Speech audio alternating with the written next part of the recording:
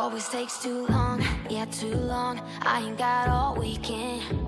We had a good run, yeah, a good run, but the clock is ticking. I gotta move on, yeah, move on. I got things to do, all without you. Tell me how I can make this easier, yeah, guide me. I don't want you to get too hurt, there's no need for screams or shouts or ugly words, no. I'm done with getting hate from love, you see, love. Baby, can we kill these butterflies? They live and then they die, and that's the way I like it. I just wanna move on with my life.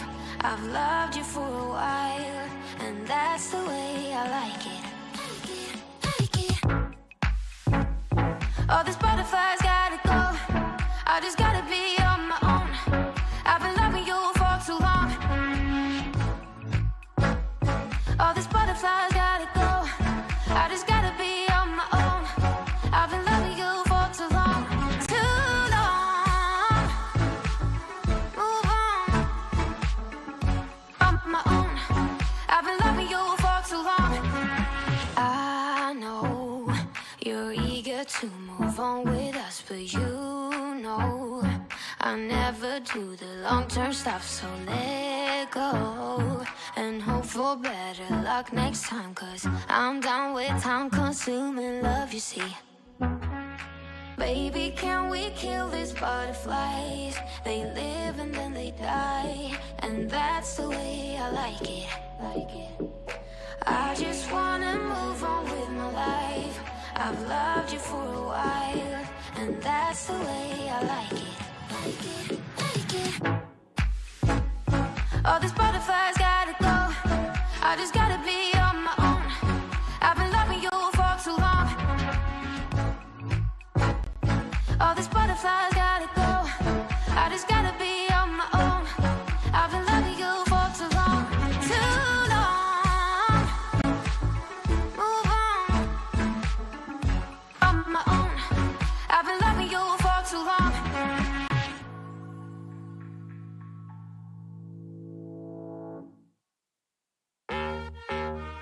Nah, mate.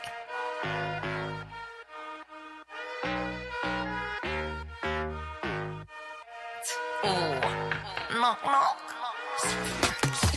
Something real, something raw, not accidental, no, I'm sure. You're not needed, show you the door, but what's that, yeah, are you sure? Yeah, that's a rental, yeah, what a bore. Lying, nothing in your core. Buying, yeah, what for? But do what I need to, always sure. Something real, something raw, not accidental, no, I'm sure. You're not needed, show you the door. What's that, yeah, are you sure? Yeah, that's a rental, yeah, what a bore. Lying, nothing in your core. Buying, yeah, what for? But do what I need to, always sure. Boring, never been that. I get paid, bro, just to relax. Yeah, more money now, yeah, more tax. Suited it now, don't worry about that. Boring, yeah, I've never been that. I get paid, bro, just to relax. Yeah, more money, but yeah, more tax. But suited it now, don't worry about that.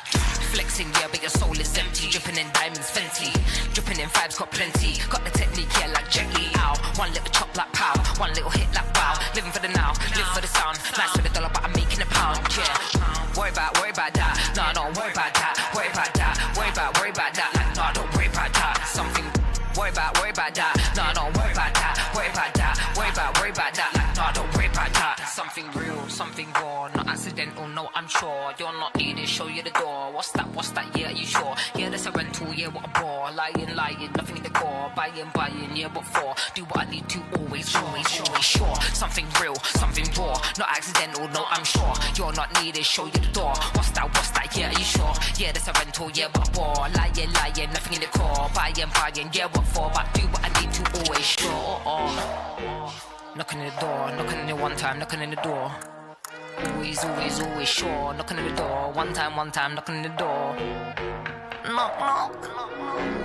Hello, something real, something raw, not accidental, no, I'm sure. You're not needed, show you the door. What's that, yeah, are you sure? Yeah, that's a rental, yeah, what a bore. Lying, nothing in the core. Buying, yeah, what you for? Do what I need to, always sure. Fuck off. That's what you gotta tell them sometimes, you know. Fuck off. See feel like, mate. All the best, all the best. Something real, something raw, not accidental, no, I'm sure. Something real, something raw, not accidental, no, I'm sure. Nah, because I'm sorry. Today is the beginning of the end and the start of a new beginning. Time has come to refine yourself and let go of the demons in your head that have held you in captivity for so long. It's time to flip the page and prove them wrong. It's time for rebirth.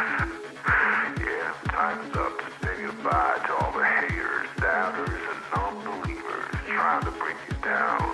In the blink of an eye, you'll realize that there's so much more to the book than the page you were stuck on. Finally, you will be free to live a life you love living instead of the life you think other people want you to live. Remember, you are the highest authority when it comes to knowing what you want and what you love. So stop trading yourself for the approval from others. Ladies and gentlemen, weirdos and geeks, please repeat after me. I don't give a fuck.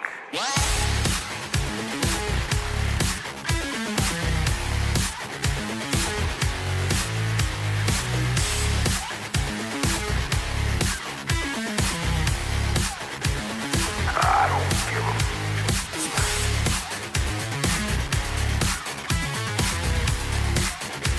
I don't give a fuck.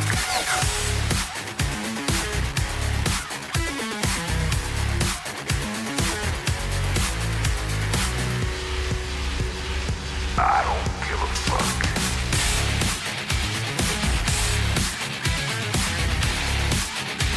I don't give a fuck.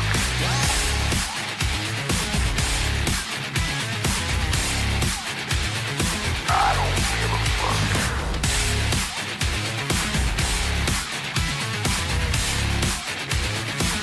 don't give a fuck.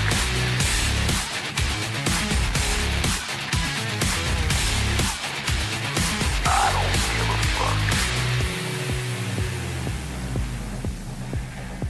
It's time to start doing the right thing. So trust your instinct, stop listening to others, and own your decisions. People will always tell you what to do, opinions how to live. So let's create space for what matters most to you. You'll be glad you did. Now start claiming your time and your mental well-being by saying no more. No more. Say it loudly and proudly.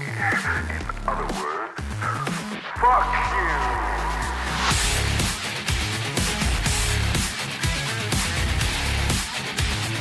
I don't give a fuck.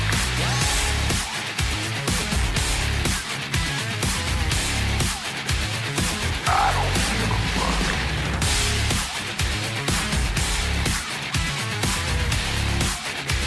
I don't give a fuck.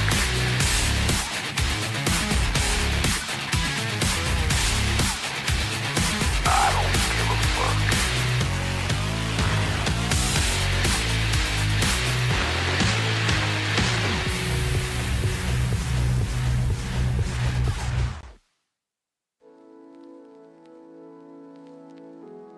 And now we'd like to slow it down for all you lovers out there. Grab your partner tight and hold them close. We'll be starting here very shortly, friends. Much love.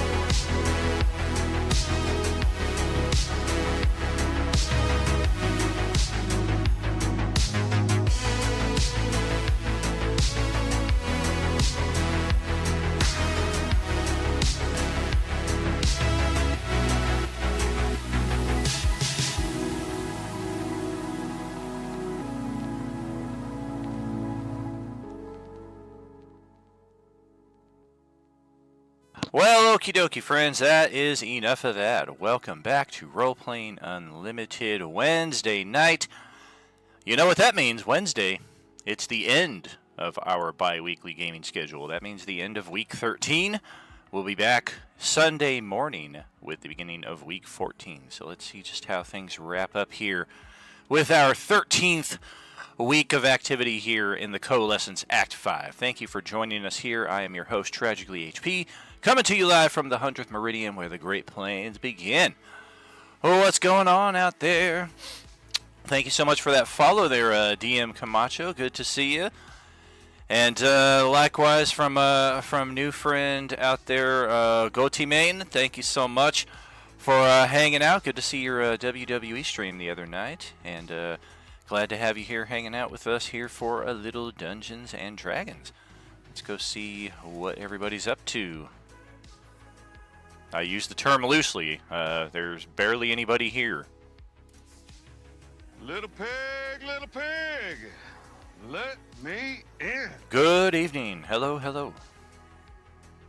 Gel's logging in right now. Well, alright. Nobuo Matsu. Holy moly, they brought him back just to show off this Kefka cosplay. Man, Nobuo, like, tops, man. Like, John Williams and Nobuo are, like neck and neck, in my opinion. What's going on here? Still haven't watched wrestling in years. That's funny, we're not even talking about wrestling. Nobuo is the composer for, like, 90% of the Final Fantasy music that's out there. I mean, I know Don knows who John Williams is, so the fact that he said wrestling... I mean, John Williams could be a wrestler. I mean, it sounds like he was. He was definitely a wrestler. I mean, we had Dr. Death, Steve Williams. I mean, John Williams could have been like the Minister of Life, his alter ego cousin. Well, you know, it could be related to Paul Williams, the little tiny singer. Well, you know one thing, if John Williams was a wrestler, he'd have some epic intro music. Oh, gosh. Now approaching from Tatooine, weighing 112 kilos.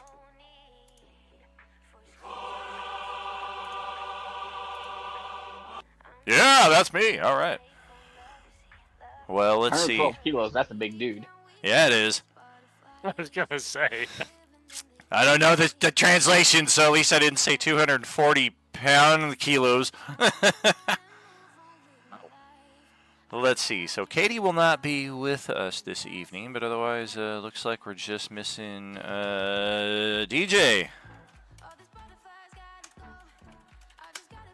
And we are good to go. So let's just jump right into this.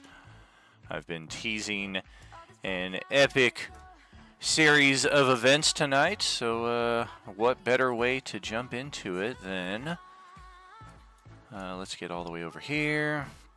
Our group was recently up here at the Snow Peak Monastery, where we were ambushed by one Zastam and a host of undead assholes, and that prompted a very quick rally and escape from our group. We in fact have most of the group over here in the Let's Use the Helm of Teleportation, and then we have two players who you're gonna start a riot and we're gonna walk out the front door.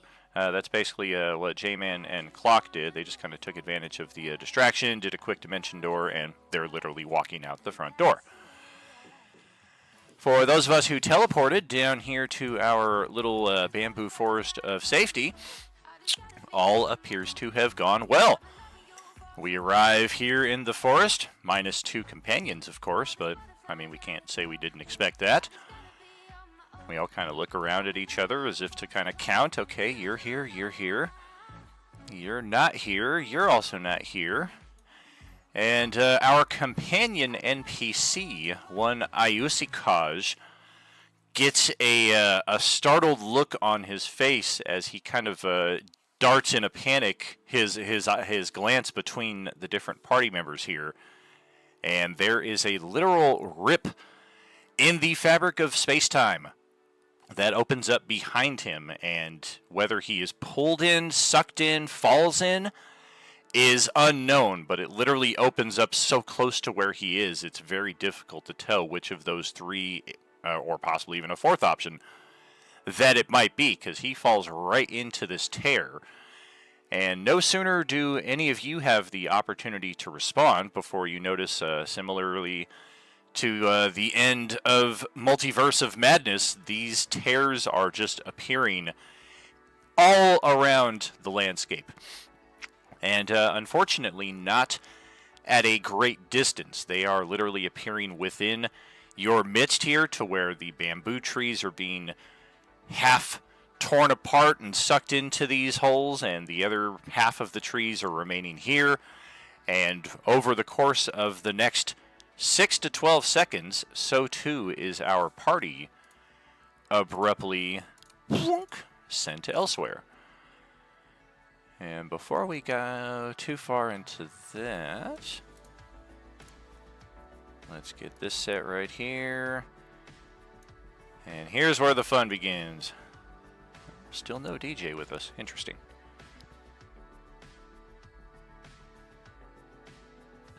So if you are Azimuth or Fielien, this is your world. You are quite aware of what is going on here. In the interest of keeping a lid on potential spoilers, I will not delve too much into the hows and whys, aside from the fact that both of you are here with intent, because getting into that shrine is a must now. This is not a, oh, there's a shrine, let's go check it out. Oh crap, this happened. We need to turn and flee. Turning and fleeing is not an option this time. This time, we are here to kill the Tarask and get into this shrine, which seems to be protected by some kind of prismatic dome. All of our characters are lined up. If your character sheet, or I'm sorry, if your name tag has the word elsewhere underneath it, well, we'll kind of play around with that. If you're curious who this guy is, that's a fair question. Let's play around a little bit here, though. For those of you who have the elsewhere name tag, you will see new character sheets appearing in a folder above the existing character sheets entitled Elsewheres. These characters reflect your characters, but 3 levels higher, in a potential what if this is the path they chose in the future. That is Clock. That is Ken. That is Ken and Kendall. And that is J-Man. J-Man's character should be appearing here shortly. If this is not the path that you would have chosen with your character's advancement, that's entirely fair. Just keep in mind this is a potential future or a potential alternate reality. Who knows if it's even the future, but the fact that your characters are higher level, you can reasonably make that assumption. So J-Man, Kukolin, and Azimuth, your 3 character sheets are now set. Those are the character sheets that you will need to play off of. For Moahula, Lantirthi, Manuel, and Spartan, you guys have no idea why you're here. You guys had literally just teleported away from the Zastam ambush. You made your way safely to the forest. You were starting to catch your breath and let your pulse kind of calm down when Ayusikaj was forcibly ripped through space-time. Your characters were then forcibly ripped through space-time and deposited here, where you recognize most of your companions. This guy right here being a noticeable difference. And again, for Azimuth and Fielien, we know entirely who this guy is and where we met him and why he's with us. But again, in the interest of not spoiling anything, we are not going to delve into that story right now. It's not entirely pertinent. Suffice it to say, we have an ally here who is not Tank.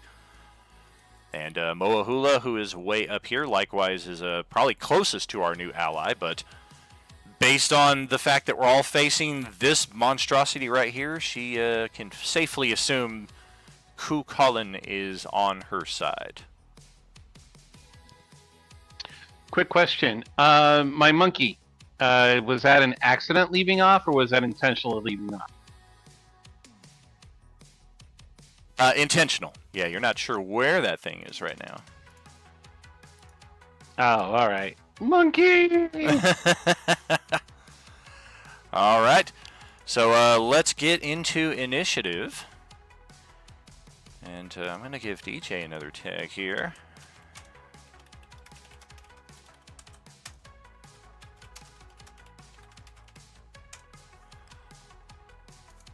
Hopefully he's just running a few minutes late. I'm going to get my Tarrascaril in here. None of you have line of sight to Ayusikaj, so wherever he got pulled away to, he is not here.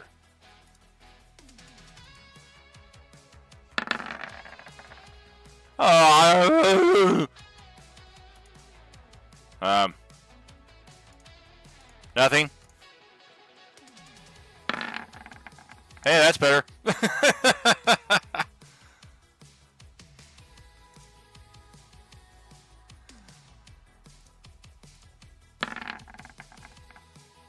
Aww.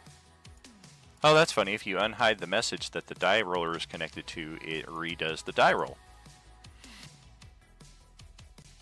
Alright, so that's everybody. That is all 5 of you. That is all 1 of me. Spartan will just kind of be in a holding pattern here. And look at that! Every one of you get to go before the Tarrasque, so that's good news. Asmith, go ahead. You've got the first and top initiative here.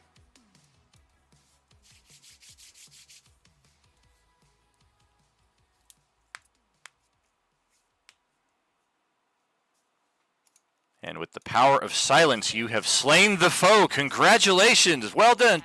Yay!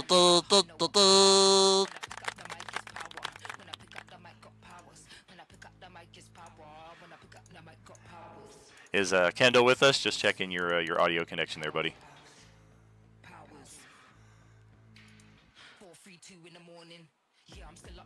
Remember, we're on push to talk here, so if you're talking and we don't hear you, it might be because of that.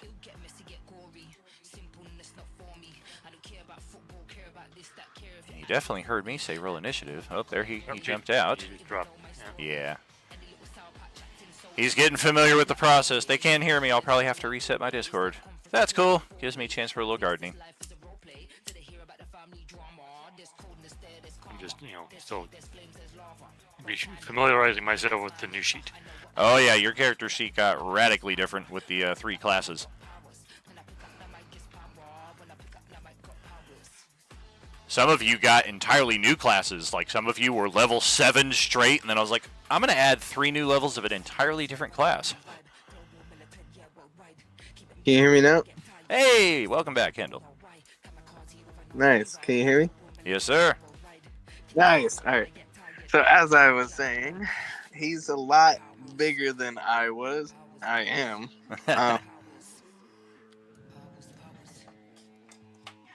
So I'm gonna hide behind who? I guess that's our new friend, right?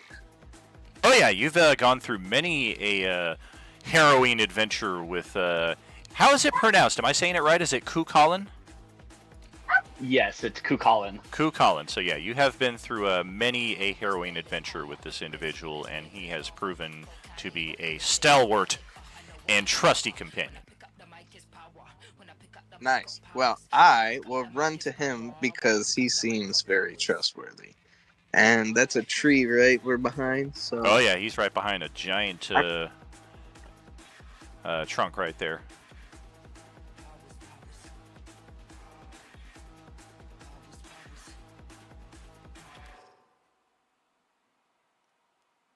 Oh, I'm trying to click on my character.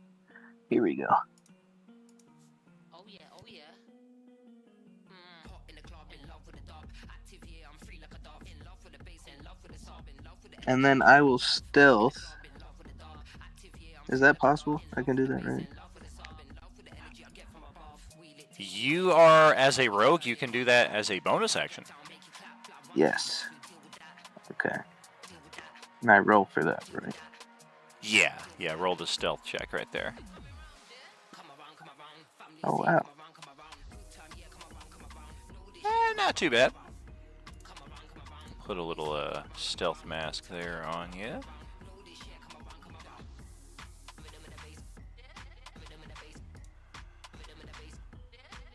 Let's see here.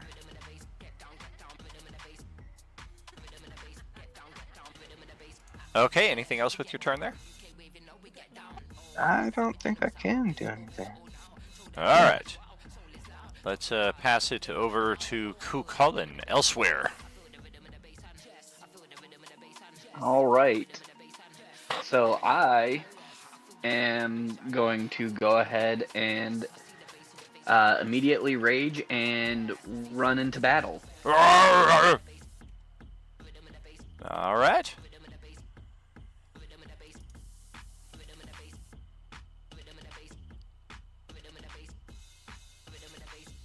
Oh dear. All right. And I am still getting to know what all I've got. So, going to reckless attack and going to hit him twice with my spear.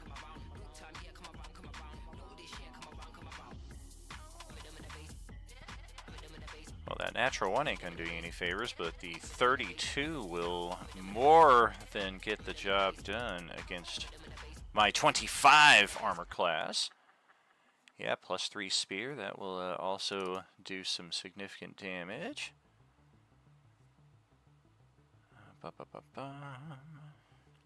Okay, we will take it. Woof, woof, woof. All right. And it looks like that's all I can do for right now. Well, all right.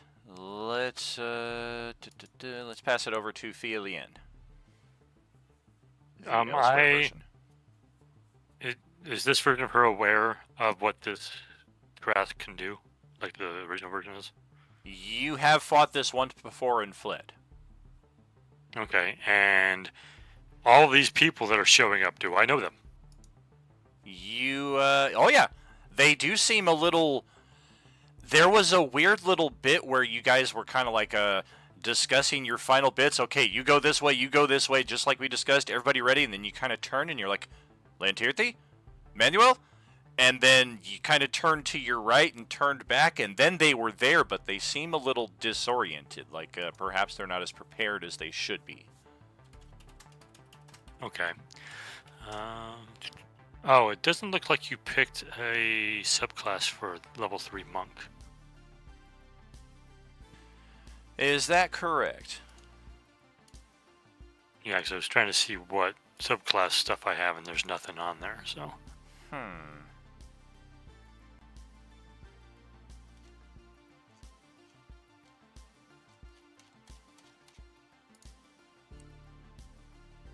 Oh, I think that's because you're... What? Oh, I'm looking at the wrong character sheet. Confusing myself here. Yeah, looks like there is not one. So yeah, I guess just go ahead and select one.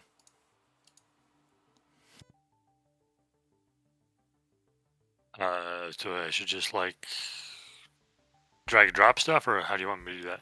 Yeah, that should work. Okay. Well, so for now,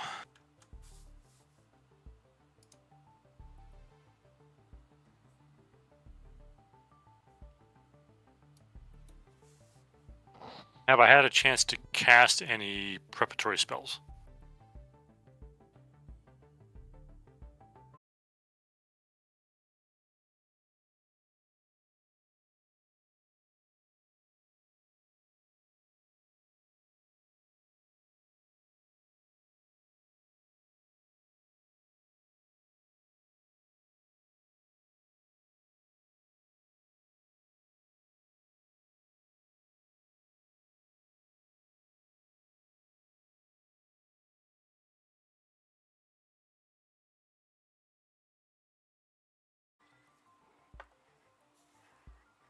I'll do the. Let's do the wolf version since I can get advantage with that. Okay. And any movement?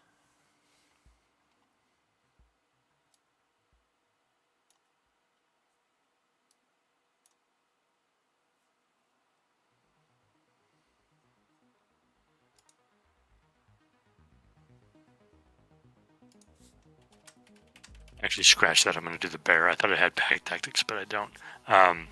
So yeah, I'll do the bear, and then I'm going to move. He's got a 40-foot move. All right.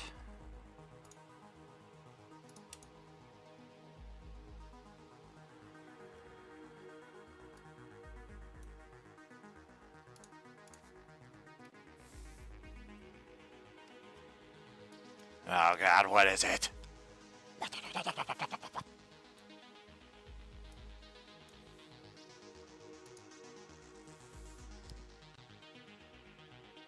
That's it. I turn into that after casting that spell, and I'm done. Looks like Lantirthi and Spartan are going to freeze out and get caught back in a rip in the space-time continuum there, so who knows where they're going. But for right now, Manuel, alas, way out of his league for this kind of battle, is up next. Yeah, no kidding. I'm used to punching shit. Go punch it. Go step on its big toe. I'm not gonna go punch it. Step on my big toe. I am going to shoot my pistol. Wow. Second attack. Can't hit the broadside of a barn. Yeah, that's yeah, that kind of ends my turn right there. All right. Last but not least, on the player side of the turn this round is Moahula. Okay, so I'm going to rage.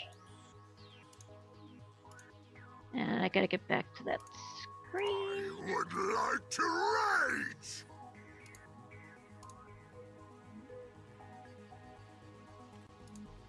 Now, are these 5-foot squares? They are.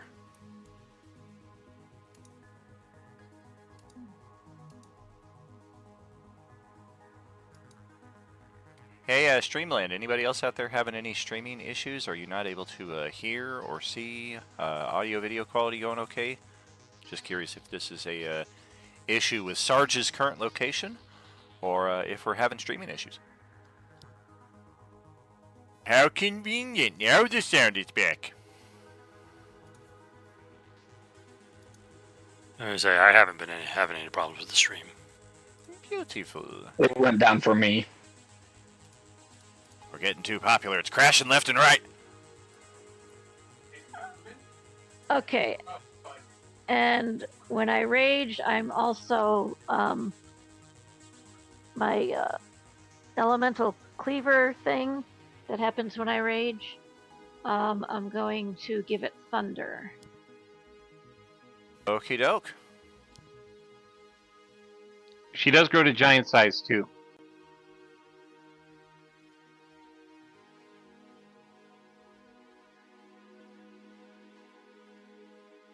That's fun.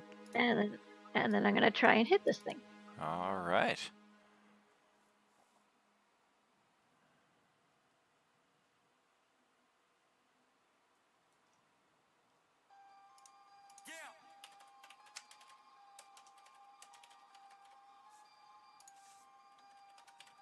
Well, that's not going to touch it. What do I need to roll? Its armor class is a 25.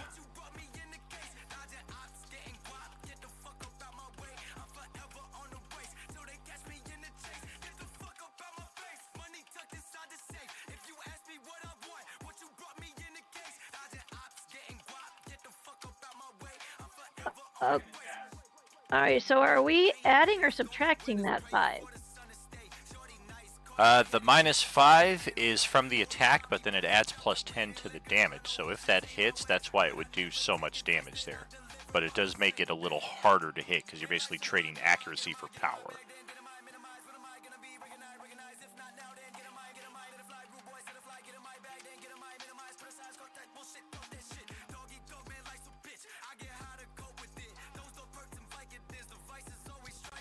If she starts with that at the beginning of the round, does she have to keep it throughout the entire round, or could she change that up between hits? The mastery? Yeah. I believe that's per attack. I don't think you have to commit to it by the whole round. Okay.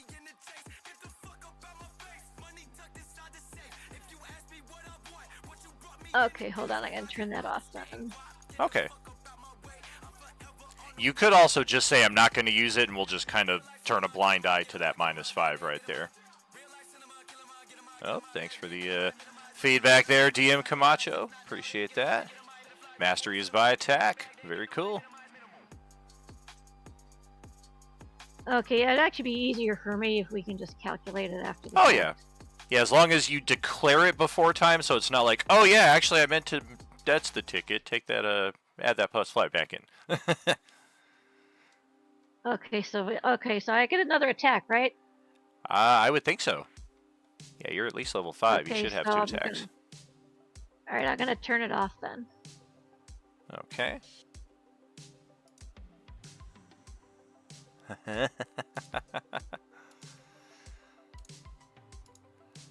So 28, and then we'll -10 from that damage, but 28 is going to hit, so 6 and 7 for 23 damage. Ouch!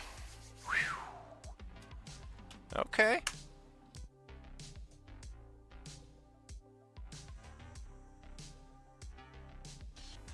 And anything else there for you?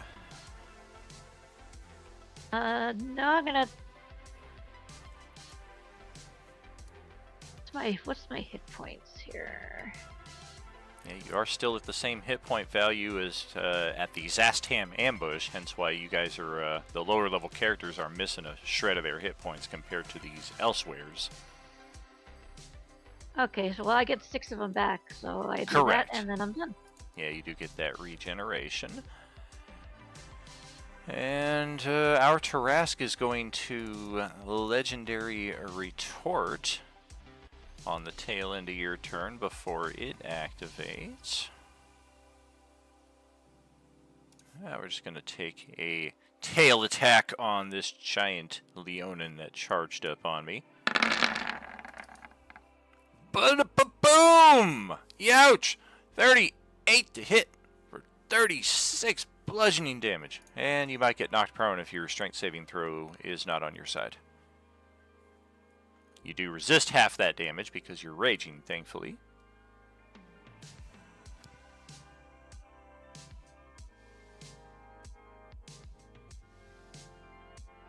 Ow! You want to burn an inspiration to try to stave that off, or just end up getting knocked on your butt? Inspiration or hero point? Inspiration will give you an entirely new roll. Hero point probably won't help you because you need to beat that DC 20. Okay. Inspo So yeah, will take... inspiration. Okay, we'll take the best of 4 in that case.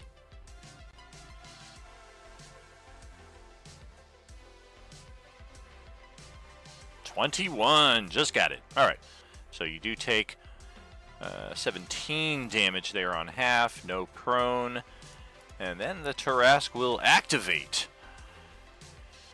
Okay, let's see, bonus action first. Kind of starts training its horns on all of you assembled. It's also got a very, very awesome blind sight distance, so it even trains its horns onto the tree where Azimuth is hiding behind. You guys think you see a little puddle of pee come out from behind the trunk there as Azimuth is like, please not me, please not me, please not me. Yeah, sure. Let's do a little of this. Hey, Gale, you get an attack of opportunity.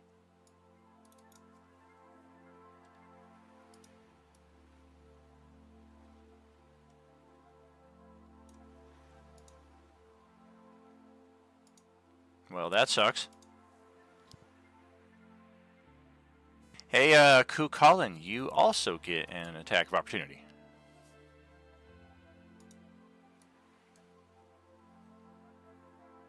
That will hit on the money.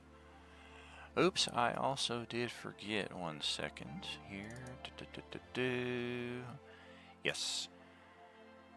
Okay, so at the start of its turn, it actually regenerated all of the wounds that you dealt to it. And then you hit it for that attack of opportunity, and it will take a sliver of damage there. And it looks like it's got a taste for Alcoholic Pirate here.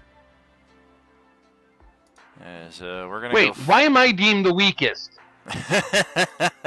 Well, you are one of a handful of level 5 characters here. A lot of other, or not level 5 characters, but not level 10 characters, I should say. And we are going to Claw. 29 and 21 to hit. For over 50 points of damage there. Ugh! I take half. Oh, hallelujah! Let's take a bite.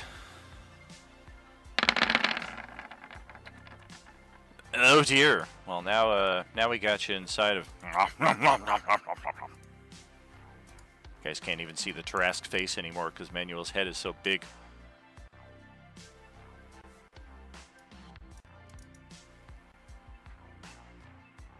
Okay. So I have to wait until my turn, or do I get a grapple escape check now? That is on your turn, and whether you choose to devote an attack to it or not. Alright. It does not get a roll for its grapple. It's already rolled the attack, and it sets the target DC at 20. So, what's your health bar looking like right now? 30 left. 30 About left? Gosh. Well, this will be an interesting visual. How do I do a horn attack on somebody who I have inside my mouth? Does the horn, like, just kind of malleably, like, bend around and ding, ding, ding, like a toothpick? Or is it Nope, just, I think you're not allowed to attack me anymore. What if I, like, swing my tail around and, like, aim my open maw into I it? think you're not allowed to attack me anymore. Well, that's fair. I guess in that respect, since Lantirthi and Spartan are not here, the next weakest in line falls to, ironically, Moahula. And we're going to head right back over here and continue wailing away with a horn attack. Oof! Well, that's 24 for 14 damage and a con save. Otherwise, you might be stunned. Oof.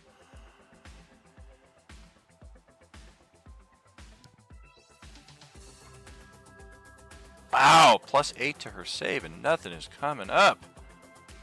My rolls suck tonight. Can I do an they inspiration? do. Gosh, you certainly can.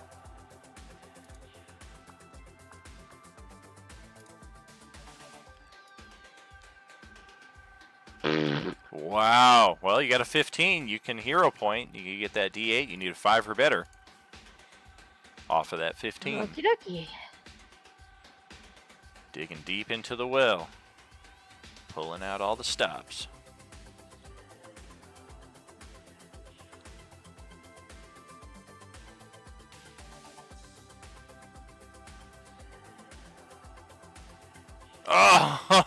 Oh, we stunned her by 1. Motherfucker. Wow, so 14 damage, and she loses her next turn. That is brutal. Especially because we're going to follow that up with a tail attack. Boom! Hit her for another 15 damage. And stunned, I think stunned only affects dexterity saving throws, not strength. But roll the strength save. Oh no, you automatically fail strength and dex saving throws. So yeah, we just knocked you prone. You don't even get a save. Alright, boom! Ouch! So 15 more damage and knocked prone.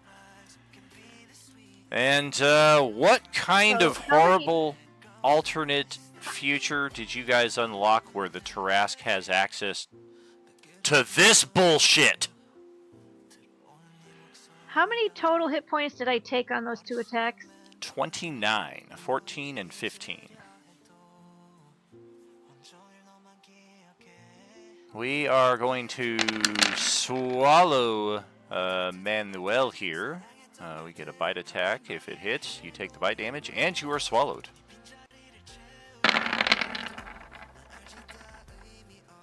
Well, thankfully I don't use the house rule that I do with the zombies, to where if they grapple you, they get advantage. So that is not a natural 20 to hit. It's just a 30 for 16 damage. And get in my belly!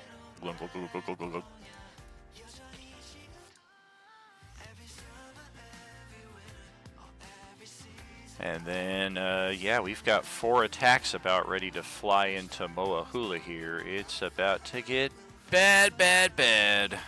Tail, horn, claw, claw. Hit, hit, hit, hit. After your resistances, that is 14, 24, 32... 42, 45, 55 points of damage after your 50% damage reduction.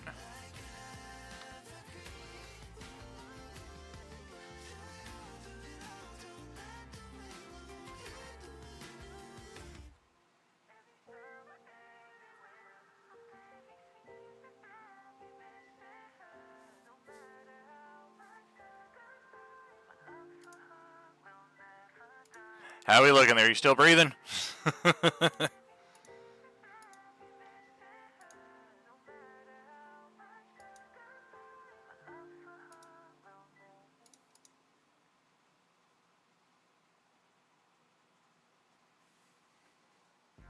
Oh gosh, oof.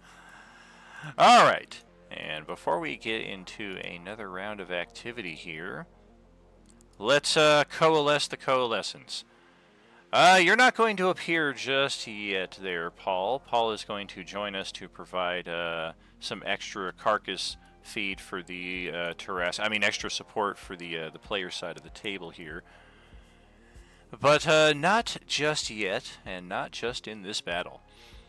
Because we've still got something going on at the Snow Peak Monastery, where Fielien and Asmith are trying to flee from the field of battle when suddenly a rip in the space-time continuum starts tearing everything apart at the front landing, completely blocking your escape. Thankfully, the monsters inside are not ravagely giving chase to you, but we are still aware that they are present. And when time seems to fix itself, we've got a very interesting array of characters here.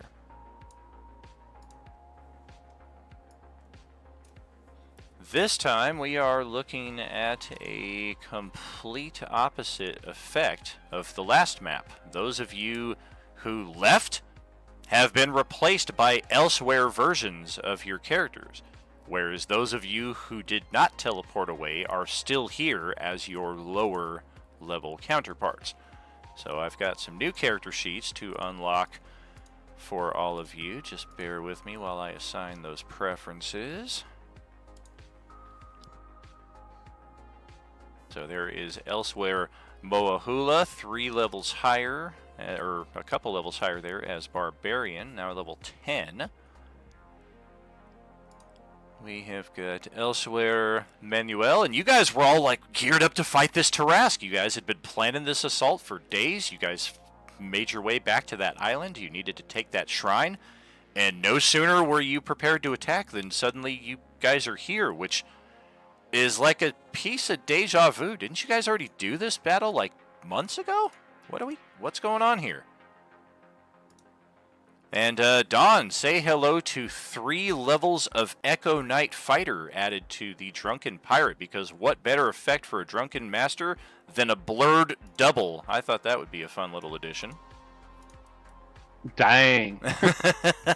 Also boosted your hit points and gave you Action Surge. Let's see. Elsewhere Spartan is not here with us still, so we will be freezing his character. Elsewhere Lantirthi, likewise, we're going to freeze her character. Here's an interesting conundrum. This guy right here has the unique point of view of he is being ripped and placed in both timelines simultaneously. You literally were just standing toe-to-toe with the Tarask, and now you're here, a battlefield that you don't recognize at all. Cuchulainn was never here, of course. This is where Tank died. But let's also get Paul's character set up here. One moment. I'm making another one. Sorry, 1 second. I very quickly changed my mind. Alright, I'm going to have those here. Let's get a new cycle of initiative. We're just going to add it to the existing turn order here, because we're going to be bouncing back and forth here a little bit until we get double TPKs. Or double party victories, I mean. Sounds like you're just jealous of my title.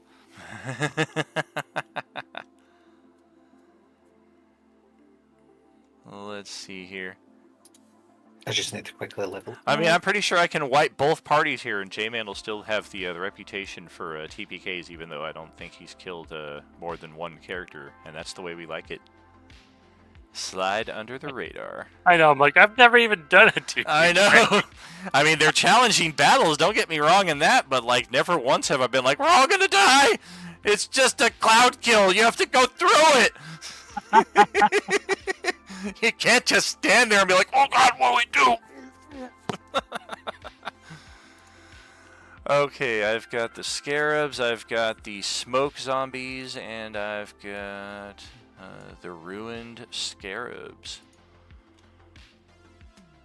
And let's throw a Tarask here as well, why not? Little baby Tarask just kind of wandering the hallways here.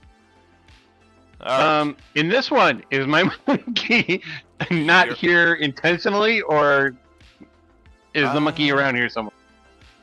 Likewise, monkey is frozen at a time. You're like, is it back there with the Tarask battle? What's going on? Alright.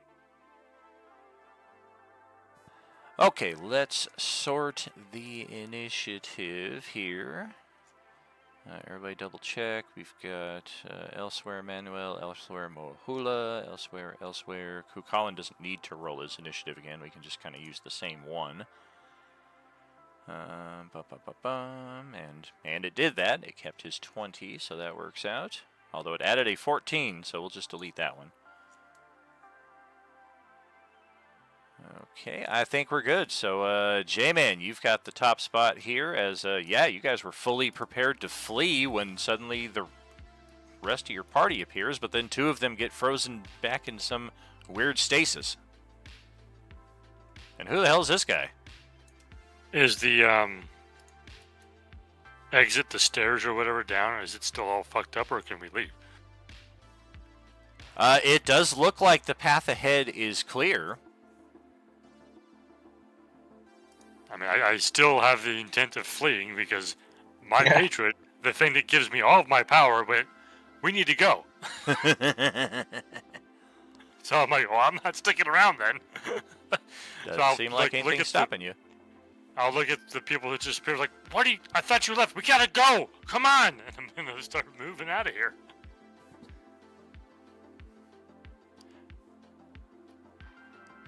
What are you talking about? We're here to defeat the Tarask. Who are you?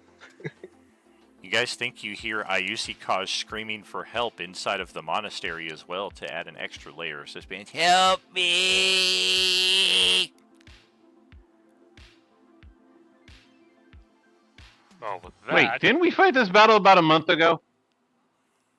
hearing I use Scotch after moving to the stairs a little bit, like, didn't you take him with you? What the hell?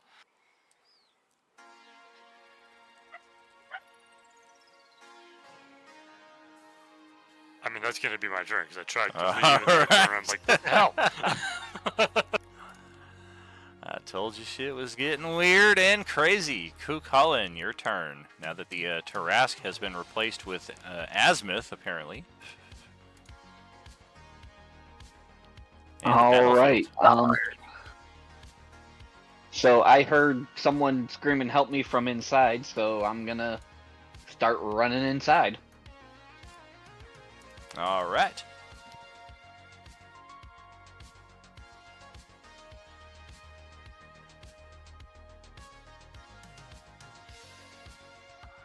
And then action dash.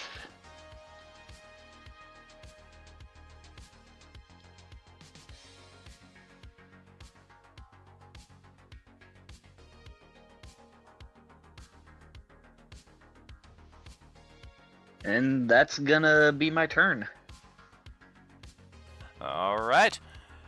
Yeah, you make it inside. There's a couple of these smoke plume zombies just kind of waiting around the corner for you. They don't have readied actions, but they are ready to attack at some point here.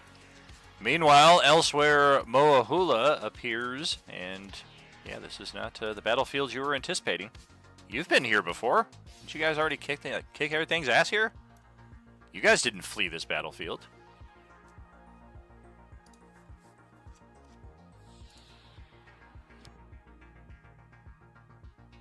She's grabbing a printed copy of her new character sheet. She likes working off of paper.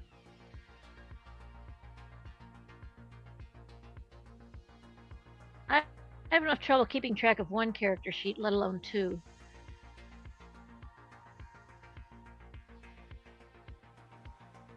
All right, so Don said I have to rage again.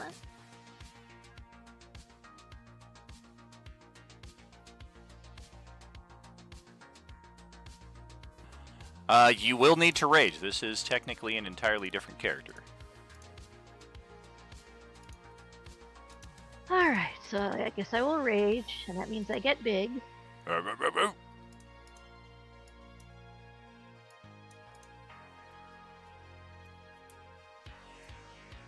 So, what is where?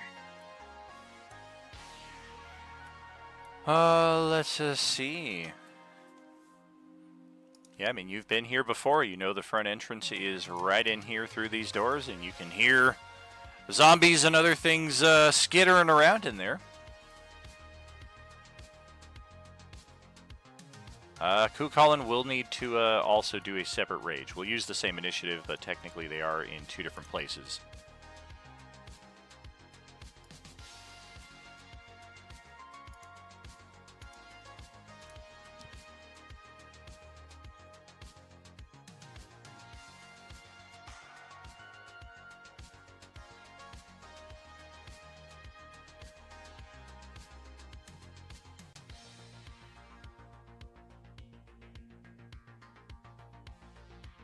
Yeah, I already told you there, Shags. I cannot promise the same level of attention to the other tables that I did with this. This is going to serve as an example to all the other tables to not use teleport going forward because as bad as this is, it will be worse for other tables because I will not have the time to prepare an example of what not to do.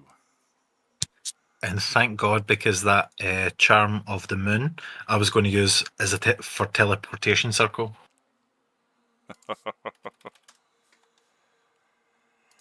Yeah, that could have been particularly nasty. So where's Moahula going?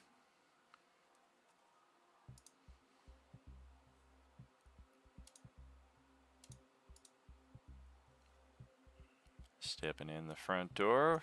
Got a couple zombies here close by.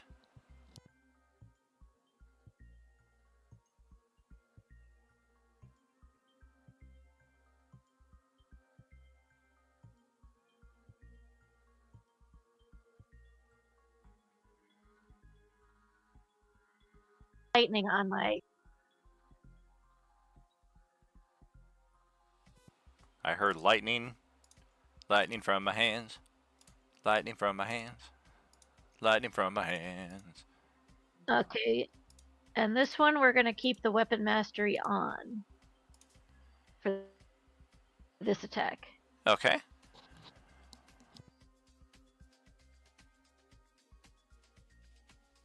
Aiming south. Gotcha.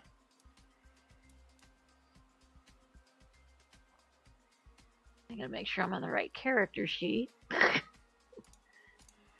Oh, right. Yeah, you've got the advanced version now. Oof. 29 damage. Oh, gosh, that hurts. Was a hit? Oh, absolutely. My poor AC is a 15. A much different battle than the one we were fighting during the first half hour. Yay. And I'm going to hit the same guy again. Beautiful.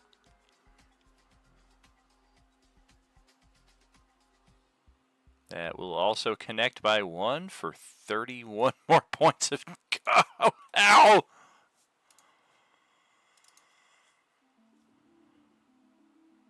And unless you've given her some new things that I don't know about yet, that's it for me.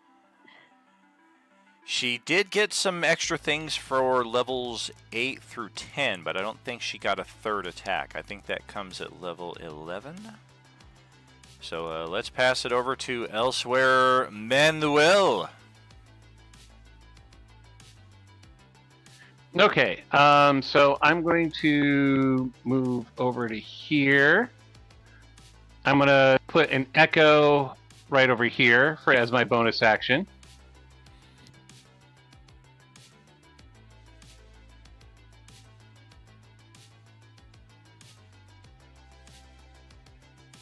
Do you have an echo token?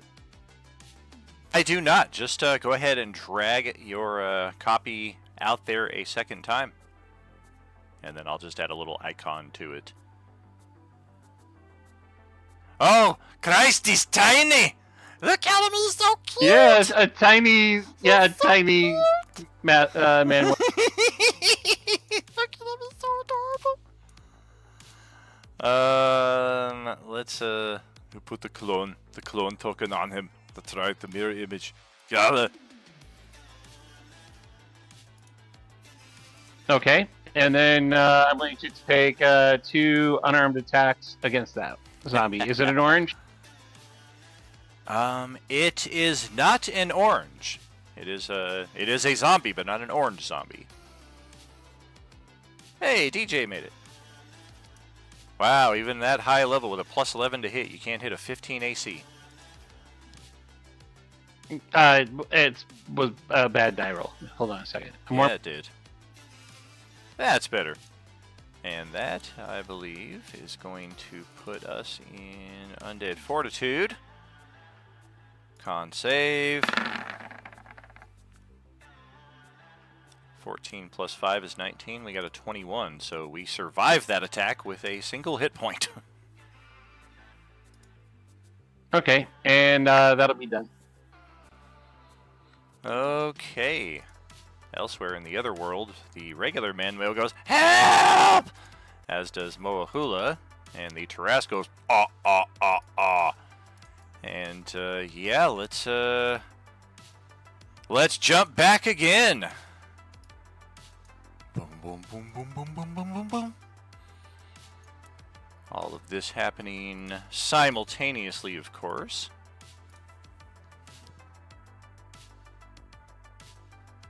So now we're gonna need to get this. Oh, now you've got a token for him. That's funny. I thought it would actually be appropriate to not have a token, so it could be like a mysterious figure that we can't. Nobody can remember what their face looks like. Instead, it's this. Maybe Sneeze's face. It's this crazy-looking guy. Trust me, I'll heal you. Oh God.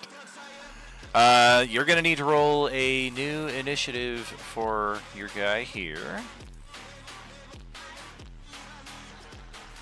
Wow, was that second that one? Fuck. Yikes. Oh, you're all the way there. Look at that, there. represents. At least his initiative's been consistent. Hopefully that's not what his heels look like. You gotta get DJ in too. Yep. He is already in place. Just got to unfreeze him from the space-time continuum as you are over here. Yeah.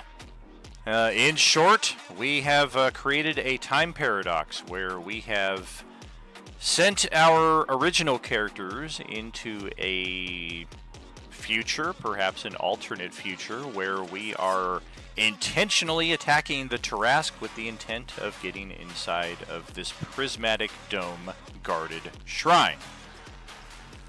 If the character sheet has the name Elsewhere underneath it, these characters are from this timeline and are in fact a few levels higher.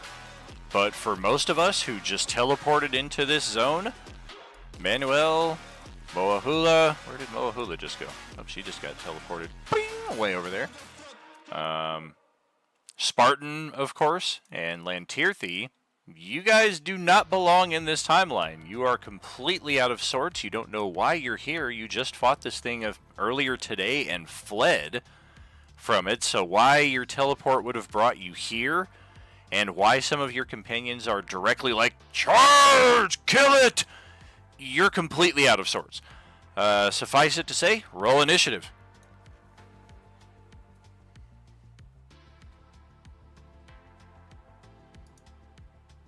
Hopefully it's not a natural one. Oh, me again, sorry. I'll roll it. There. Okay. So we've got that set. No, you already rolled initiative. Oh, I thought you were saying to roll again, sorry. No, I was telling DJ. Tell me it didn't separate. Oh, it sure did. Alright. Let's replace. No ties. No ties. Okay. So top of the initiative here is Elsewhere Asmith, who is currently hiding behind the tree way up here.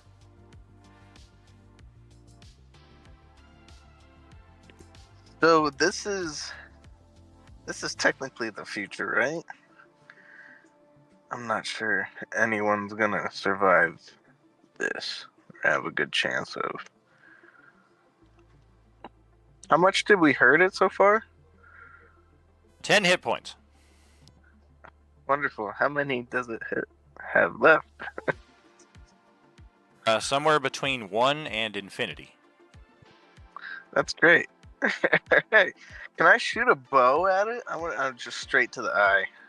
You can certainly take a shot at it. It's pretty hard to hit. Because I'm behind the tree. No, not that. It's just it's a very tough creature. Any of these, even your most combat capable characters are having a hard time getting through this thing's armor class. Yeah, I don't know what to do other than hide behind this tree. Can I pass? You can if you want. That's what I do. All right. Well, that's going to bring it back to Elsewhere Colin, who is, let's see, 1 round less of rage. Otherwise, go ahead. All right. I am going to start recklessly attacking it. Okay. Well, good thing for that. And that is 2 critical. So that will be even more due to my brutal critical. Fuck you.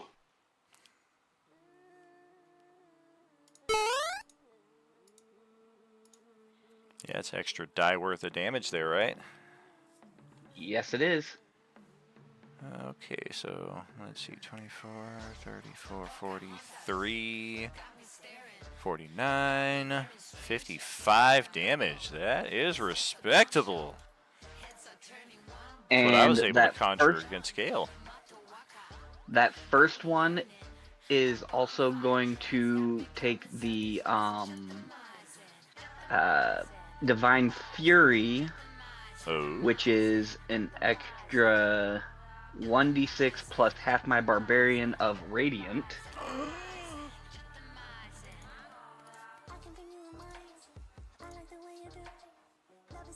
For a total of 7 radiant. Okay.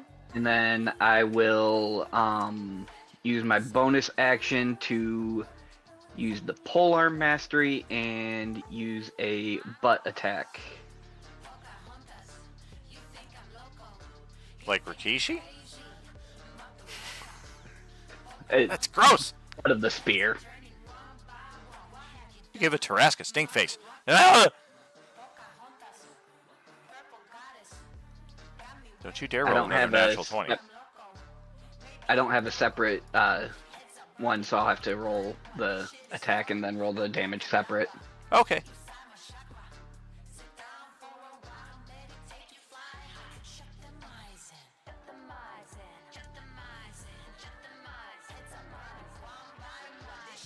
What's the total damage on that?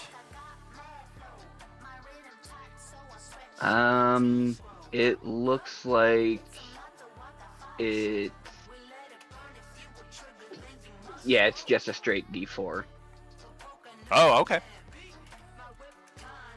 Well, he would get his rage damage as well. Ah. Oh yeah, so that. 7. Yeah. Sounds good. Well, that's upsetting. Yeah, this thing is definitely going to respond with a legendary attack. We're going to try to chomp on this guy. Actually, no, that does not make sense. Why doesn't that make sense? I have my reasons. We're going to claw. 33 to hit Kukulin for 20. And that is one legendary reaction in the books. We'll track that. It is Elsewhere Fia Lien in the initiative next.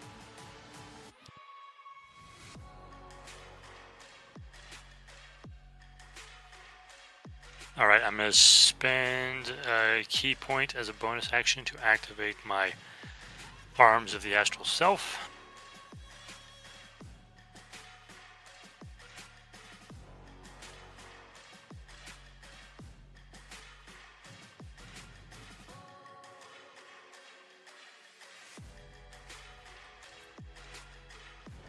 Very good. Do I get the flank advantage on that? I would say so, yeah. Kukulin can certainly provide that. Gale's stunned, unfortunately, and prone. Yeah, okay, so I'll move up there and I will take my 2 wild-shaped attacks. Okay.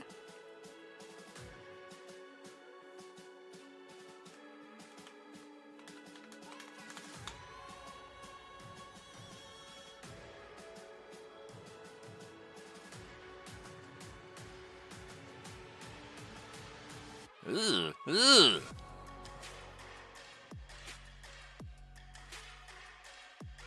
Well, this could have gone better.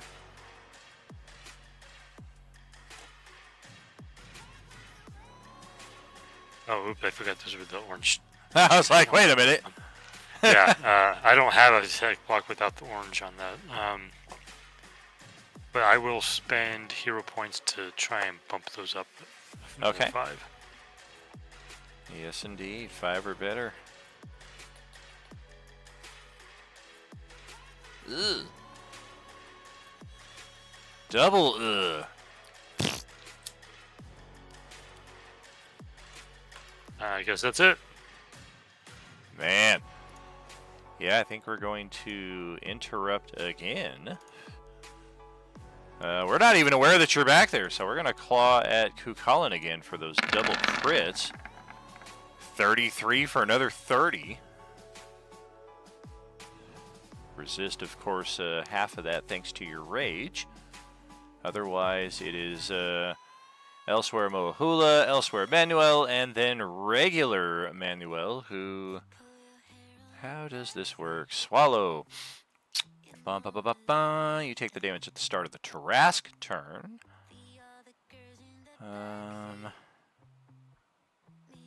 So yeah, you are blinded and restrained. I believe restrained is going to prevent you from moving. Blindness will impose disadvantage on attacks. You also have disadvantage on saving throws. Blinded. Don't think there's any extra effect, but we'll check it. Yep. Disadvantage on attack rolls, and you automatically fail any check that requires sight. Otherwise, you are now inside the nasty, acid-filled stomach of the variant Tarask. Yeah, that's not going to end well. I regain 6 hit points. And then I'm going to try punching my way out. All right. Roll percentile.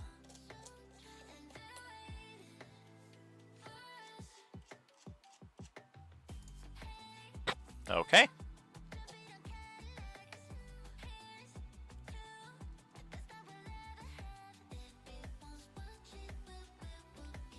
All right.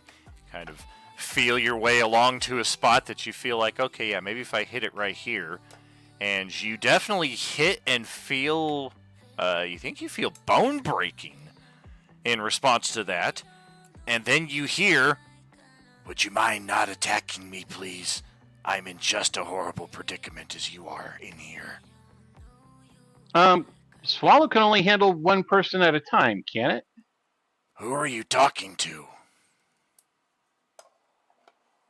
Well, I'm actually talking rules-wise. Swallow can only handle one at a time, right? Or can the Tarask swallow more than one creature?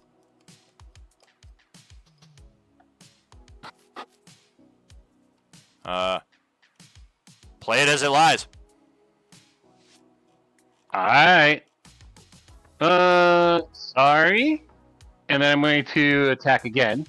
So a little bit off.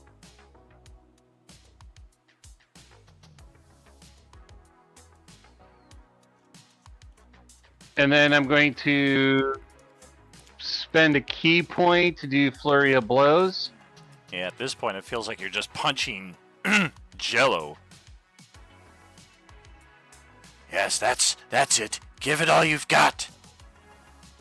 Are we out? Are we free? Did you do it?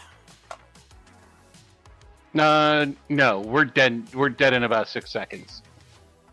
Speak for yourself. I've been in here for many hours.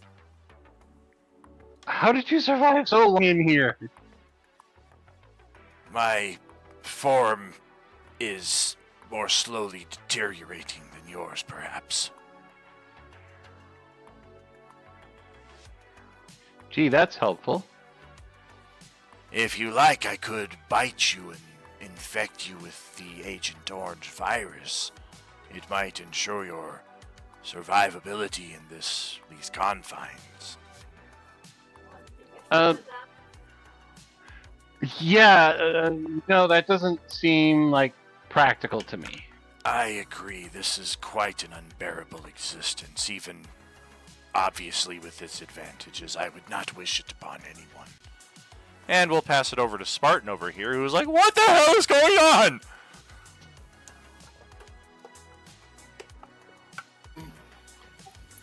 I believe I'm just going to cast Fairy Fire on it. Okay.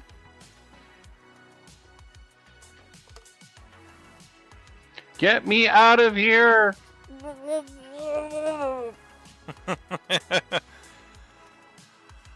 Let's see. Nope. Don't think I'm able to attack after that either. Correct, unless you've got like a cantrip that you can bonus action attack with. That could potentially fill that spot for you.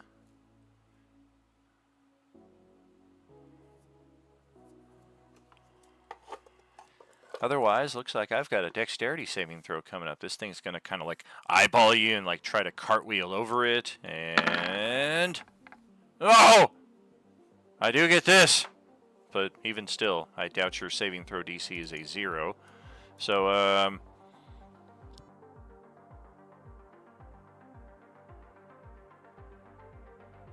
That's the good news. This thing takes up an entire 20-foot cube, so it's literally only affecting the Tarrasque. Attack rolls will have disadvantage. Is a concentration effect. Let's slap one of those on you. And then let's... Blue, green, or violet? Your choice. Blue. Blue. The color of the pen that I hold in my hand is royal blue! Alright, there we go. And then I'm just gonna taunt it, just casually. Be like, yeah, I'm over here and you suddenly just decide to eat one of my friends. You're just a lizard. Oh, it looks like it's mad. It's like huffing and puffing and stomping in place right here. It doesn't like to be blue. Now I look sad for no reason. Probably because you're a disappointment to your family. Oh, that is unnecessary. Yeah, I've got a legendary action, so we're gonna move up to half our speed for all the good that's gonna do us. I think we're just gonna step over Fielien here, and this will create an interesting thing where we're basically kind of like just standing directly over her as we are making a direct stomp line towards Spartan over there. And it is Moahula's turn, who is prone, stunned. She loses her rage. She does regain 6 hit points thanks to that regeneration. The stun goes away at the end of her turn, and unfortunately that's all she can do. Would that provoke? Yeah. Would that provoke for me? Yes. Although I think you already took one this round. Nope, that was last round. I haven't, yeah, that would have been last round. Okay. Whatever. So we'll take, let's see. Boom, boom, boom, boom. And then we will regenerate a lot of hit points all the way back up to full at the start of our turn. And then we're going to keep on stepping over towards Spartan here, who, if our estimates are correct, yes, weakest link spotted. Let's just blast at him with the Disintegration Breath to start off with. A dexterity saving throw for 83 radiant damage. 41 if you make the save. If you fail to save, you're just disintegrated outright. I do not like this. It's not often somebody uses a big AoE attack on one target, but this Tarrasque was mightily offended. Oof. Well, inspiration. I'd like to use inspiration.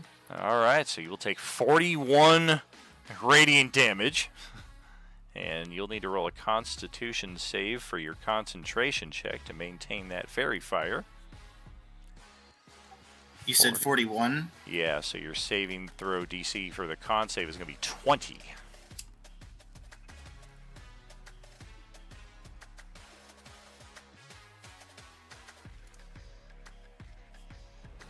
Nice! Alright, so you hold on to the spell. I'm proficient in Constitution. Well, this thing is pissed, so now it's going to bite you.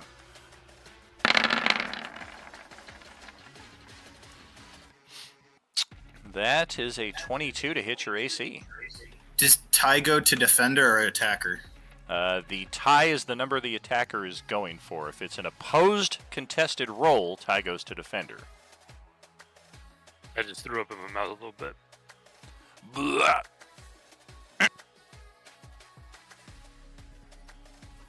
Does that mean I'm dead? It does mean you are unconscious inside this thing's mouth.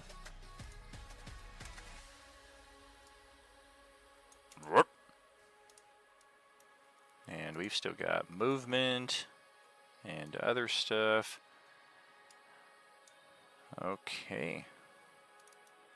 25 feet. We're going to step right back over Felian and just stomp right to the prone and already badly wounded Moahula. And Well, we're what makes me sure he's not concentrating anymore? Yeah, definitely. Stab down at her with the horns, which by her being prone, we get advantage on that. So it is a 37 to hit for 34 piercing. And because she lost her rage, she takes all 34 of that. I think we just knocked another character out. And I am at a -1. 5e, you just get dropped to 0, and then there's death saves after that. There's no negative value, but yeah, you are definitely out of action, at least for a few seconds here. And possibly longer, because it does not seem to care that you are unconscious. It is going to keep on keeping on with a pair of claw attacks, and both of those hit, which is going to actually slay the character. We now need a revivify at the least to bring our friend back. And we still got a tail attack. Look at that Kukalin over there who critted us a couple times last round. Let's smack him for another 28 points of damage. 14 because you're raging.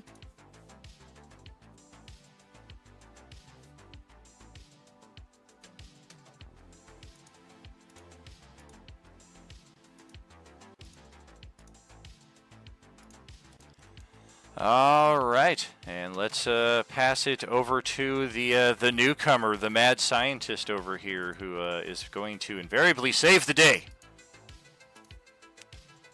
What to do?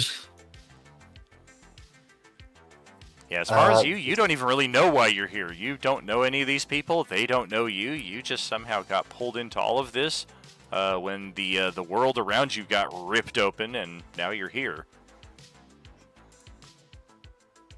Well, Healy Beale will look over at the Tarask, know he's in danger. Will look over to Moahula and know that he will have to hopefully bring them back. The Tarask is in danger. Thank you for noticing. He's so in danger. He's dead next round. Does anyone have Revivify scrolls? I mean, are you just like yelling that across the battle? Oh, well, yeah. Does anyone have a scroll of Revivify? The horrible eldritch beast that has spectral tentacles coming up its back just looks at you like, who the fuck are you? But it doesn't say anything because it's an eldritch beast. Does anyone else know? Is elsewhere Cuchulainn and Azimuth here? Elsewhere, Kukalin and elsewhere, Azimuth are here. As is this thing that just randomly pops out of the ground once again. This fire elemental that Ozzy summoned a number of weeks ago seems to be making this place its home. Hey! What's up? That's so cool. Yeah, it sees the Tarask again and it goes floating over this way. I want nothing to do with that asshole. It's immune to fire. I can do nothing. Right, well, no Revivify scrolls means I can't bring Moahula back right now, so I will cast Aura of Life. Another concentration coming in.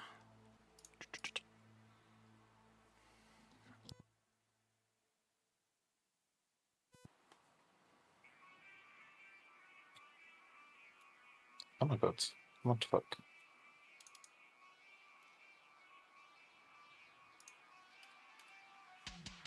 Over here.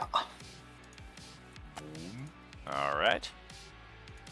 That's a 30-foot radius.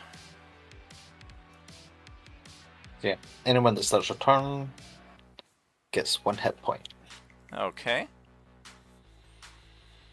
Anything else for your turn? I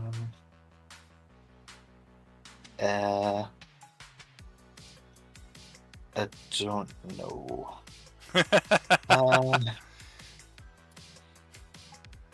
It's not concentration, so I'll cast spiritual weapon. Why not? All right. Me as well.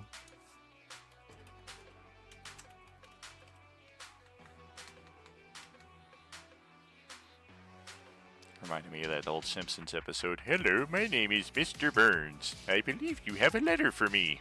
All right, Mr. Burns, what's your first name? I don't know.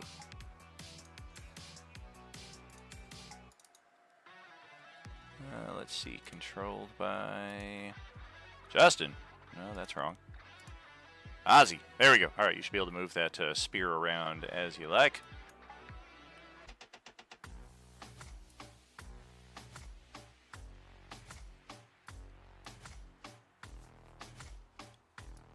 All right, is that it? Oh wait, well first of all, this that's it, yeah, and this can only move 20 feet. So Yeah. That's me. All right. Well, we've got another combat in progress, another initiative fully set here. We need to bring Elsewhere Spartan into play, which the narrative that I gave you for the previous battlefield, kind of the opposite here. Elsewhere Spartan was ready with the rest of his party to go kick this Tarask's ass when all of a sudden the reality unfolded around him, tore apart, and he was deposited here back at a battlefield where, yeah, you're pretty sure you finished this battle a number of weeks ago.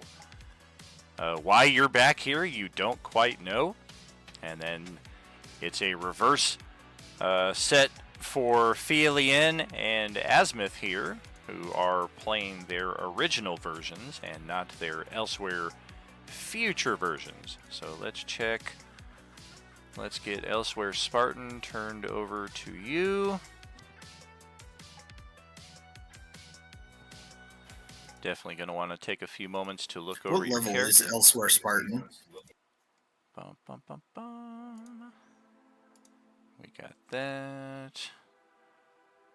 Checking. You are level 3 fighter, level 3 cleric, level 2 paladin, level 8 total. I do believe is the case. So yeah, take a look around. And we're going to need a new initiative set for Elsewhere Spartan here, entering this field of play.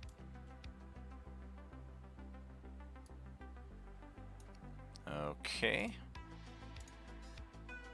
That. Nice. Still not a direct tie, so we will set it up with that.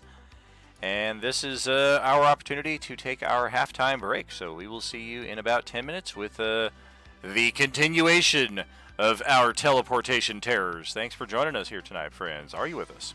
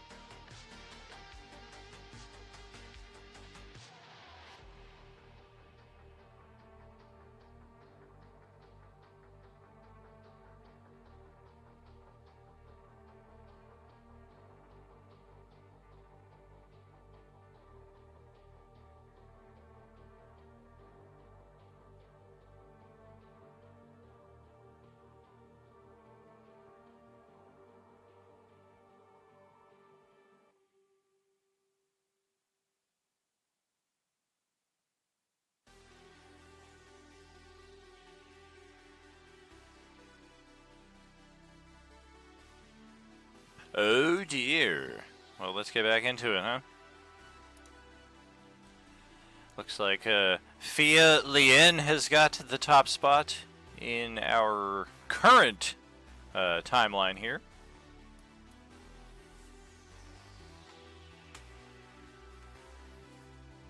Alright, she'll move back in. Be like, "God damn it, what is going on?" She'll cast Mirror Image on herself, since this version of her has not done that yet. And I guess I'll move a little bit closer. And that's about it. Alright. And we've got Elsewhere Kukulin appearing once again in two places at the same time, after getting walloped by the Tarask there a few moments ago. Like, what the hell? Why am I no longer raging? Or did you rage in this form? I have not raged. Gotcha. Could have sworn you were raging. Why the hell are you here?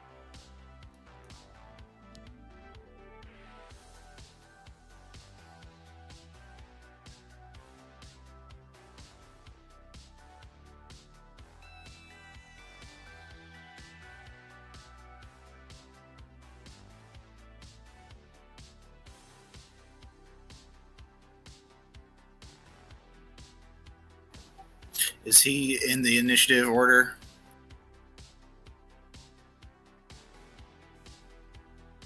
Is who? Kukulin the Elsewhere? He is. It's his turn right now. Yep, so I am going to rage.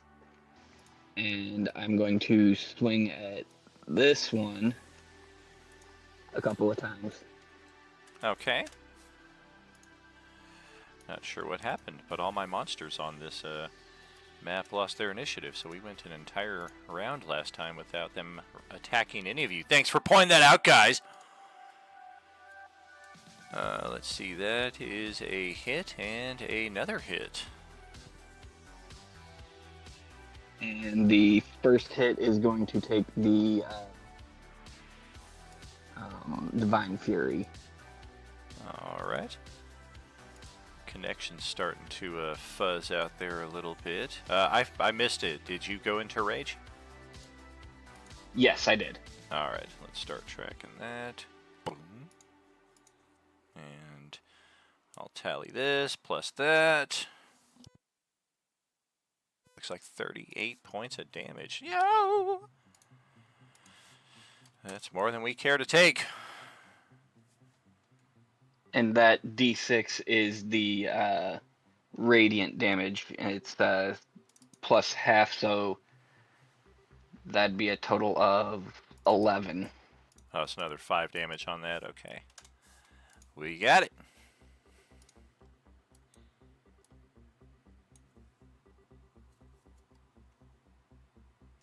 And then we will do... Oh, nope, that's a bonus action. That's everything I've got. Okay. Let's pass it to Elsewhere Spartan, now appearing on the field of play here. Alright, so my character's simply just gonna see all of this, and he's just gonna be like, "Oh! There appears to be violence to be had! Onward!" And he's going to move into the very center. Alright.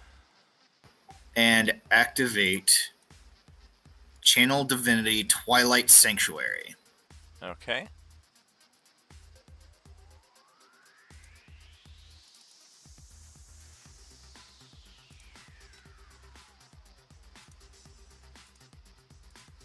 Do a little of that.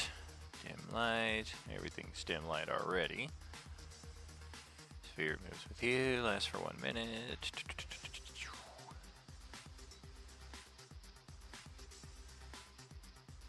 Nice. All right.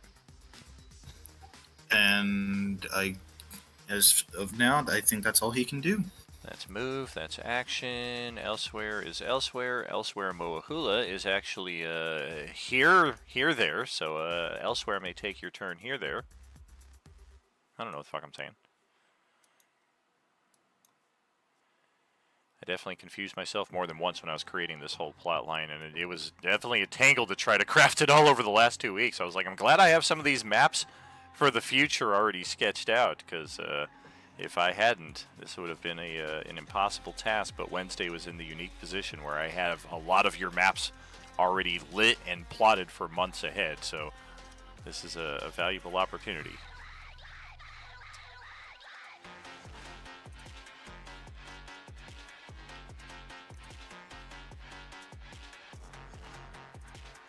So what's Moahula doing?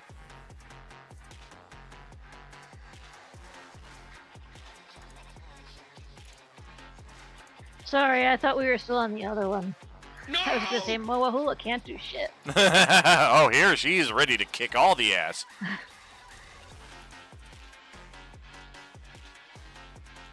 Almost like things would have gone better. Is the one below me dead? We got 1 hit point left. I guess I'm gonna go for him first then. All right.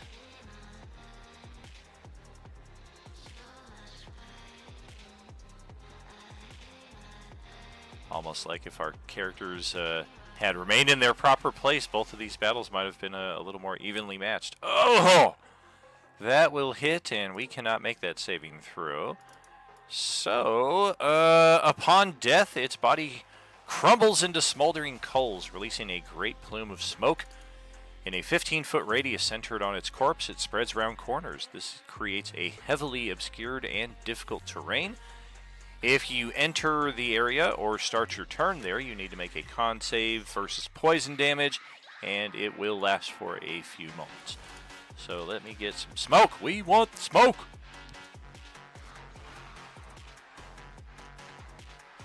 I think I got some animated smoky smoke here. Animated fire. There we go. Smoke. Smoke. That ought to do. Whoa, that's too much. What did it say? 15-foot radius. Oh, gosh. Okay, that's 4, 5, 6, actually.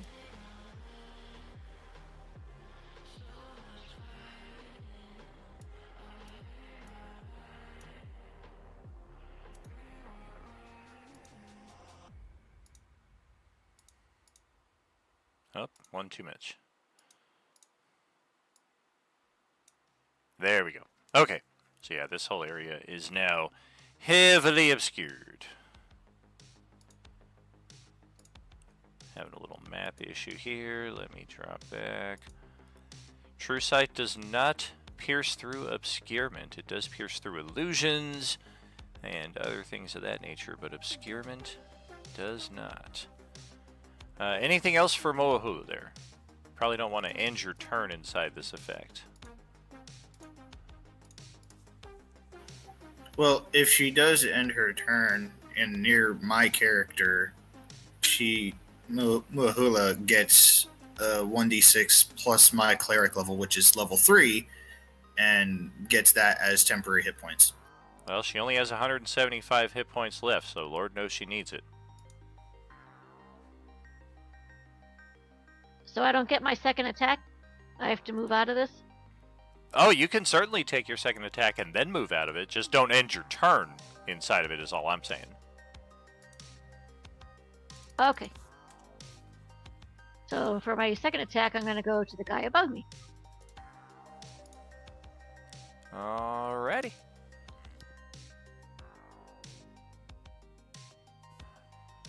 Oof. Wow, 25 is exactly how many hit points it had left, so that's going to destroy that one. We can't make that save either.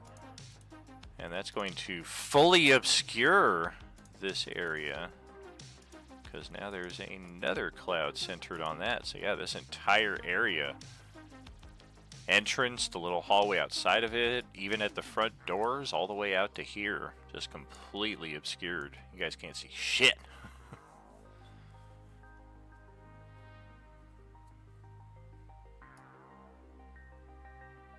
Okay, so where would my full movement put me, because I don't see the squares too well? Let's see. You I got started 45 right movement. here. I mean, 30 feet will get you over to the next monster. 45 feet is more than you need.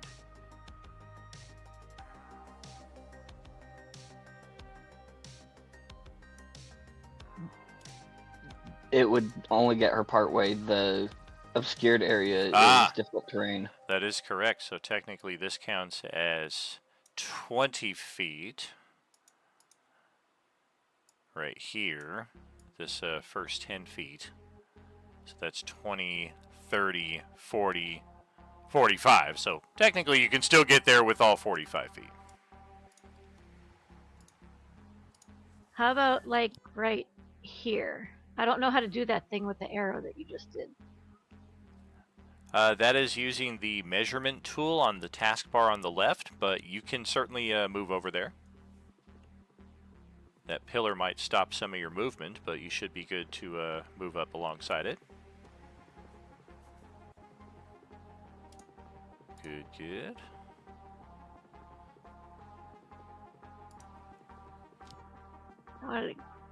Not that far. There we go. All right. And that's it. Let's see. All right. Elsewhere, Manuel. Do I roll the 1d6? For what?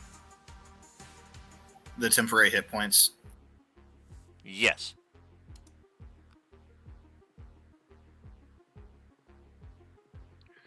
All right, so my double is going to move in there. I'm going to... I think it's a bonus action for me to swap places. I think it is. Oh, I'm looking at the wrong sheet. I knew that was going to happen. Yep, I'm like, where the hell did it go? It's like, oh, all right, over here. Just Bonus lost 3 action, levels. or switch places.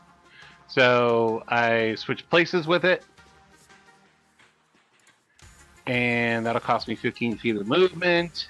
And then I'm going to, so let me...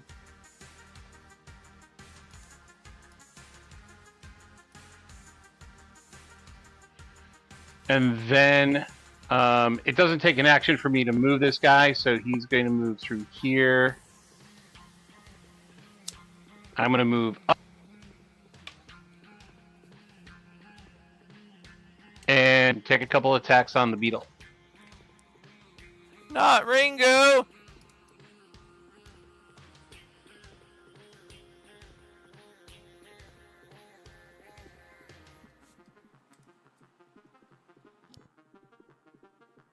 Holy moly!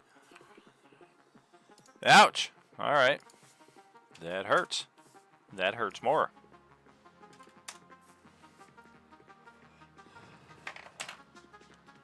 And that'll end my turn. Okay. And now some of these monsters are finally going to go, and in the theme of being statically frozen in time, we're actually going to have them take double turns.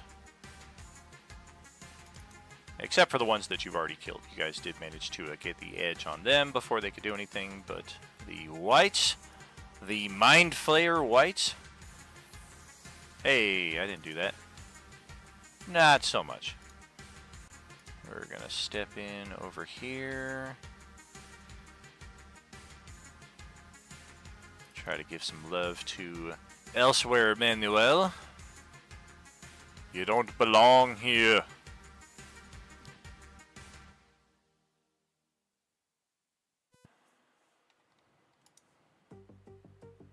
Yeah, let's blast our Mind Blast cone directly to the north, so we'll just catch Manuel in the cusp. We'll definitely catch Mohula, and it will not go far enough to get this one, and this guy is too far out of its reach. So, intelligence saving throws from Mohula and Manuel. Well, that went well. That went Manuel. Man, that went well.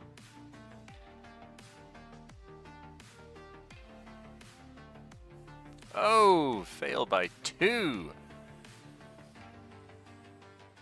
either of you want to influence those rolls, or are you going to be stunned for a full minute?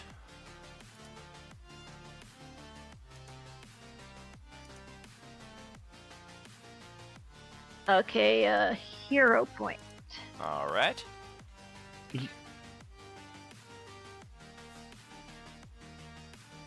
Two or better. Big money, big money.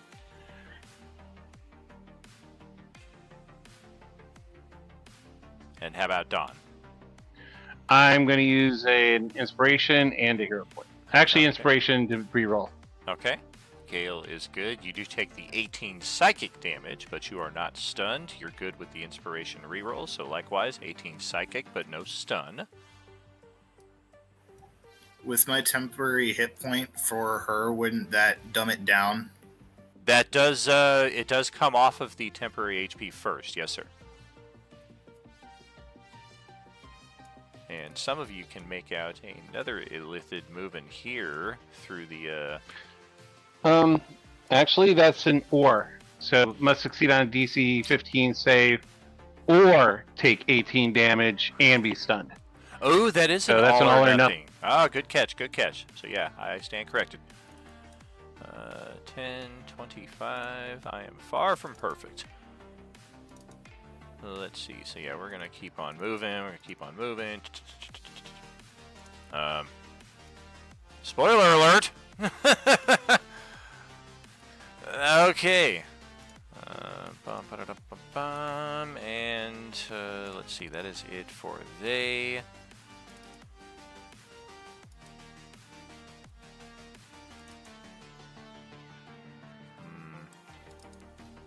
Take two. There it is.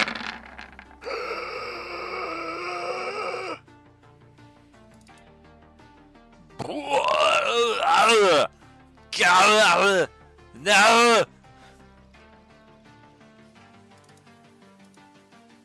Okay, regular Spartan is in a world of hurt. Regular Moahula is dead. We've got Scarabs now on the cusp.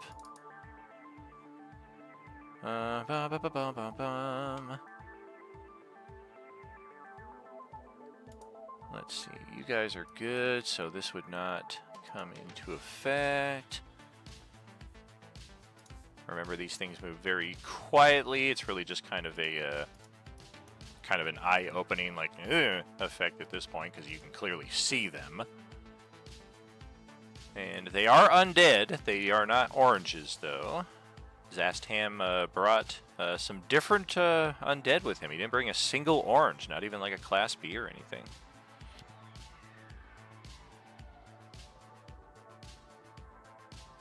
And yeah, let's have some fun here. We're gonna need to spread out a little bit. 5, 10. That is going to give Manuel an attack of opportunity. That is going to hit. That is going to hurt. Next one is going to step in, and we're going to try to attack from... Let me double check. Yeah, we're pretty tactical. Leave some space open for the next dude in line. We got to squeeze through there, but just enough room to get there. Okay, so a bunch of attacks incoming. First two are on Moahula. A bite. That's not going to hit. A gut rip. Oh wait, you're prone for the gut rip, so ignore that. I'm going to have to try and take a second bite attack here. That's not going to hit She's either. dead. Why bother? You're not dead. You're standing right here with 175 hit points. You can't fool me. And the next Scarabs are going after Elsewhere Manuel. And we're going to try some of those bite attacks. See if we can knock you on your butt. Hey, 23 to hit. For 11 necrotic plus 5 piercing. It's basically tusk pincer damage there. And strength saving throw. Okay. So just damage, no prone. Okay, so I take half of the piercing and 11 necrotic. Yes. And another hit. Yikes. 12 necrotic. Another half damage there. Another successful strength save. We've got 2 more of these attacks incoming. Holy moly, double natural 20s! Whoa! Come on, you son of a bitch! God! 35, 38, 45 more points of damage. Of course, you do resist the 3 and the 7. The lesser damage. Wow. 35. All right, hold on. I plus. have to math here a little bit. Yike. I still have 1 more attack. Oh, that's gross. I was the 5th beetle. So what happens when I play in J-Man's game on the night before this and I have such shitty die rolls, and then I come into this game and it's just like, blah, blah, blah.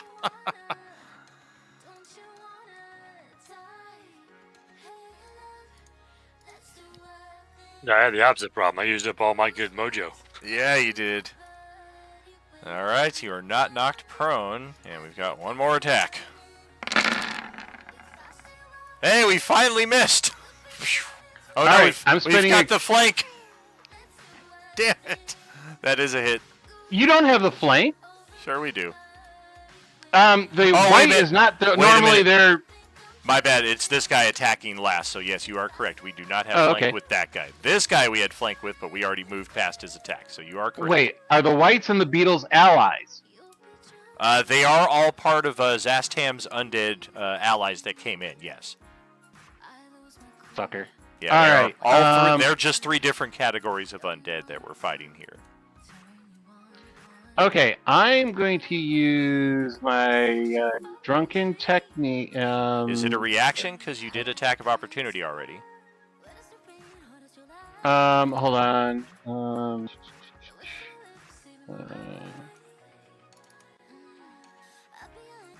Okay, no, it is a reaction. Never mind. All right. Gotcha. Okay. Well, the smoke plume zombie standing outside the window to the north of Moahula is going to discharge a breath of poisonous smoke. It's only going to affect her because the scarabs are immune to poison damage, as are most undead. So, although fire damage, I still think it's going to miss them, but let me just double check. Oh, no, we're just going to clip this one right here, but... who cares? So, con save from Moahula, con save from one of these scarabs. We do not make the save. So we will take that fire damage. 9 fire damage, not bad. Gale made the con save, so... that is 9 fire damage, which for you becomes 4.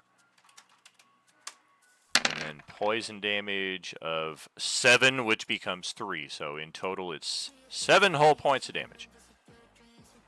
And that is it for the smoke plume zombies. There's only the one of them left. You guys killed 2 of them. Tarask is not here, thankfully.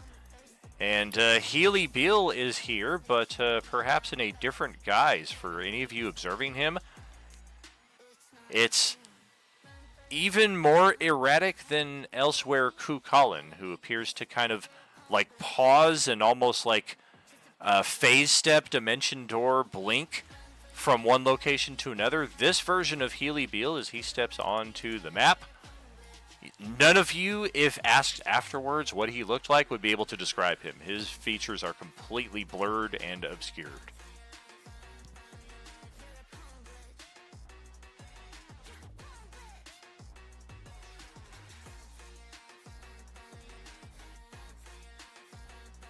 And that is to say it is your turn. Oh, is it? Okay. So this is the same version as the other one, basically? It is, yeah. Ah, okay. Yeah, the difference being that you're not moving between time like Cuchulainn is. This guy is not also fighting the Tarask at the exact same time, so you're not sharing the same health pool. Okay, cool. Okay, fuck. Don't to do. Move forward first of all.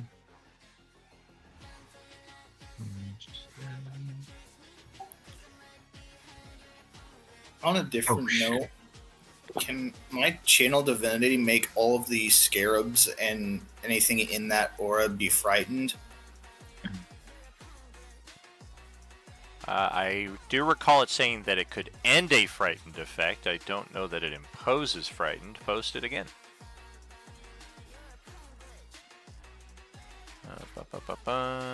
You can end one effect causing it to be charmed or frightened. Yeah. So yeah, if one of your allies is currently charmed or frightened, you can use that to just be like, no, you're not. Remember who you are. The alternate use of turn undead that you did not use. Correct. Because yeah, turn undead also uses the channel divinity, right?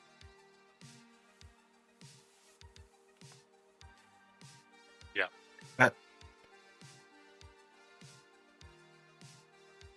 Does this Healy Beal also have his own like concentration? Can this version concentrate on a different spell? Oh yeah, yeah. You're entirely two different characters in two different places. It's the same guy, but variants of each other. Okay, perfect. I will cast. I'll cast Death Ward on.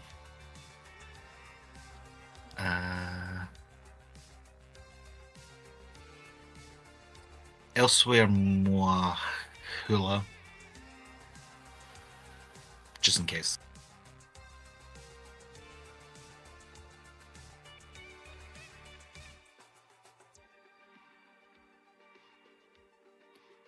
Or is Death Ward on Manuel better? I hate to say it, but I don't think you can cast it on anybody through that smoke. Ooh, good point. Yeah, heavily obscured. You don't see nothing. And it's touch anyway, so that wouldn't have mattered. What about you? You guys find anything? We ain't found shit. I'll cast a 4th level Spirit Guardians then, fuck it. If I get any range. Many auras. Well, again, with that, you have to be able to see the people you want to exclude. That's right. So you're just going to instantly damage all your allies. I like the cut of your jib. Let's damage them with beige or peach. Let's do a nice peach damaging aura. Are you retracting, or are you going to stick with the Spirit Guardians? I will retract then. Yeah, that smoke's going to last for a solid minute unless one of you guys brings a gust of wind or some kind of strong dispersal effect.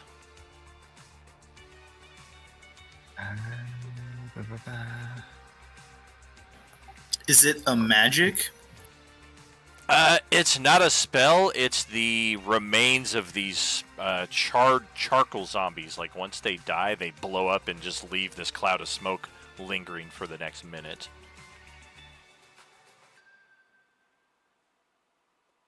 Yes. Aura Vitality. That does not require a line of sight, I don't think.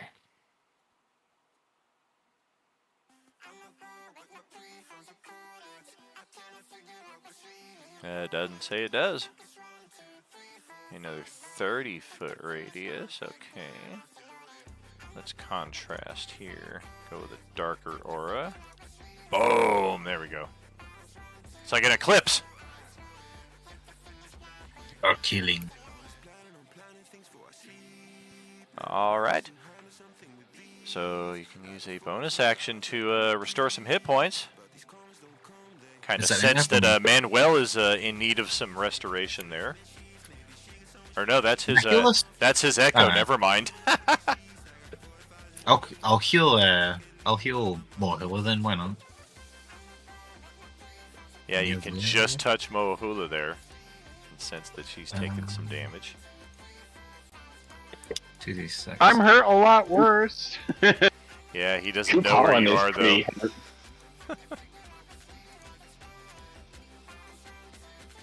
16 healing. Colin is at half health. Oh, Kukalin is standing right there as well, yeah. I had him buried under the smoke. Even I couldn't see him through the obscurement. I'm trying to change the layering here so I can... There we go. I want to take this thing's health bar away completely because it just shouldn't have a health pool. Change that to Sorry, nothing. Sorry, that's 16 healing to Colin, then I thought they were on the other battlefield, sorry. He's the only one that's moving between both battlefields at the same time.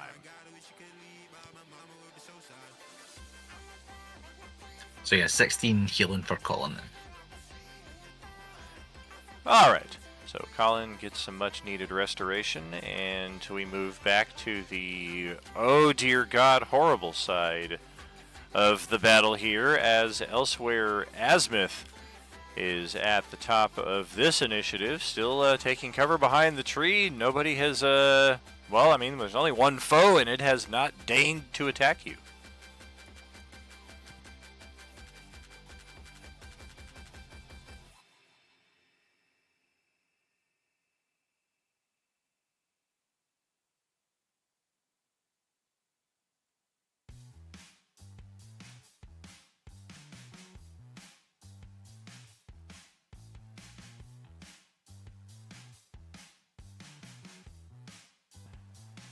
Is Kendall's Discord acting up again? We're not hearing you if you're talking.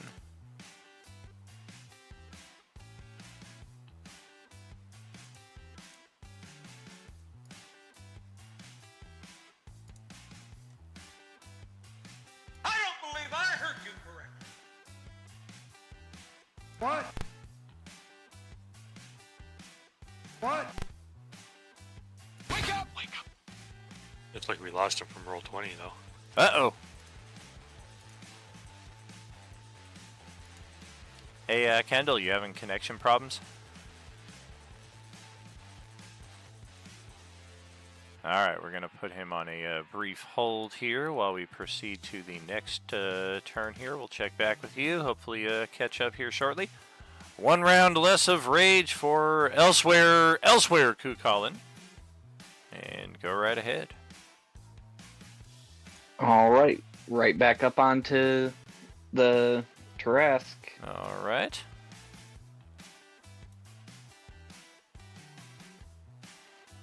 Ooh, youch.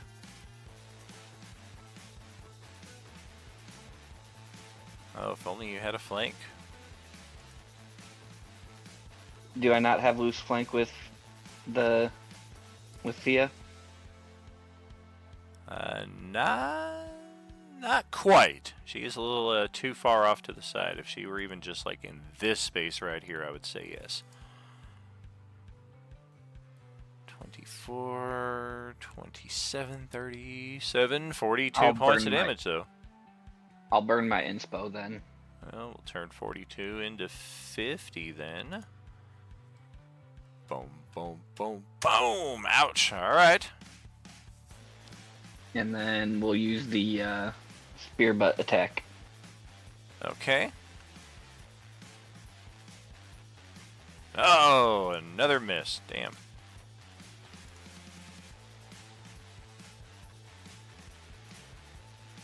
And that's turn. Alright, brief pause here.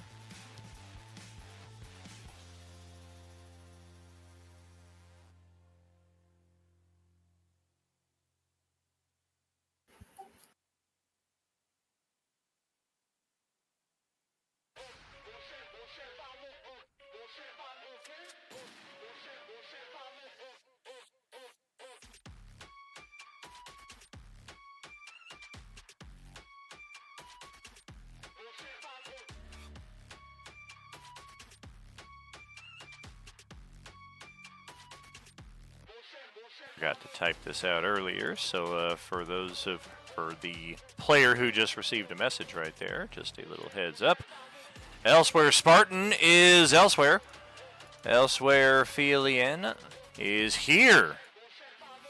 And yeah, this is going kind of according to plan, except for the fact that 2 of your allies have been swallowed.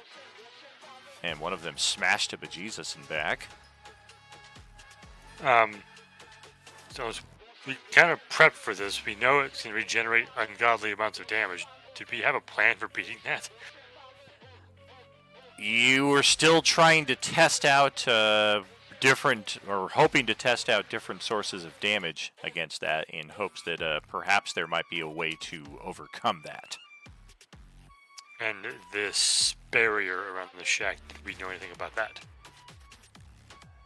That is a powerful and, to our knowledge, impenetrable source of magic. We do have some knowledge about that, but I'm kind of keeping that tucked under the vest for one of our players. He has the heads up on that. Okay.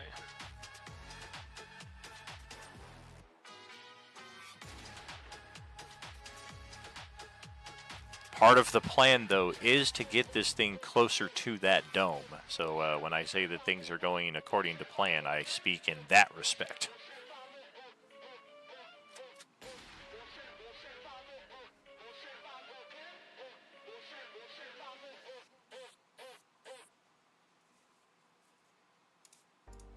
Alright, well, let's see if I can get its attention and have it chase me over there. Then I will take the 2 attacks, and then I will see if I can lead it on a chase.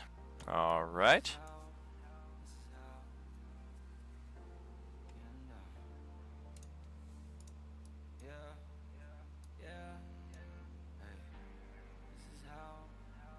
You took a bite out of the tree with that.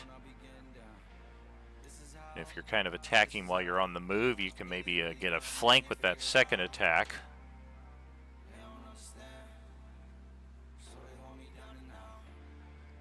Let's see, that does include OJ damage though, so it's 8 less. So, yeah, 10 damage is 10 damage. Yeah, and then I'll spend a key point to activate Step of the Wind so that I can disengage. Okay. And kind of run this way. Alright.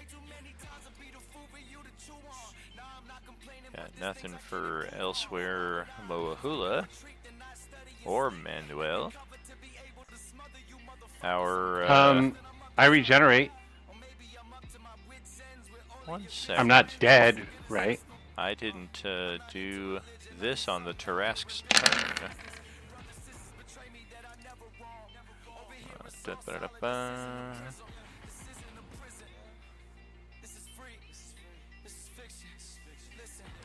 Yeah, this is a GM call right here, which I am hopeful will be understood. I'm going to count this as persistent damage, as you are literally in a bath of acid, which will prevent your regeneration from keeping you alive in this scenario. So you do take a failed death save at the top of the Tarask's last turn, and then as it is your turn now, you are now needing to roll a death save of your own accord. So this is... I think this is a plan to just completely kill him at this particular moment. So I don't see any good things coming out of this particular scenario for this Manuel. Did Manuel start his turn with 0 hit points? I started with 0 hit points, but I'm sure the aura is not getting through the skin of the Tarask to get to me. Oh. To bring me back to 1 hit point, which is basically he's supposed to die at this particular point. Okay. Dawn is reading the room correctly. I have made mention on more than one occasion that we are not supposed to be here right now. And again, right. The whole premise of this is a lesson for all tables to not use teleport. And I'm kind of reading the room here that something is going to happen, that our characters are not going to be permanently dead at this particular juncture. You might be reading that correctly. You might not. But that is one saving throw in your favor, at least, as the Mind Flayer Whites are not here. Spartan is inside this thing's mouth. You do get a death save before we try to swallow you. I regen 6 health, correct? Oh, that is correct. We we missed our opportunity right there, so you're just grappled and regened. And I have to beat a DC 20 to get ungrappled? That is correct, and that will take your action to do that. If you have a Misty Step spell or something, that would be a very quick escape from this predicament. Otherwise, This version of me does not. No. So, is it just a strength save?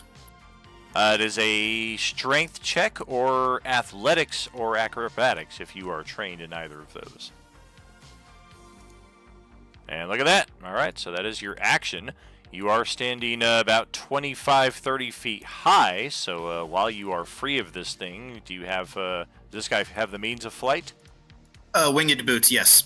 Okay. And he's going to action surge. And use the Staff of Healing. Okay.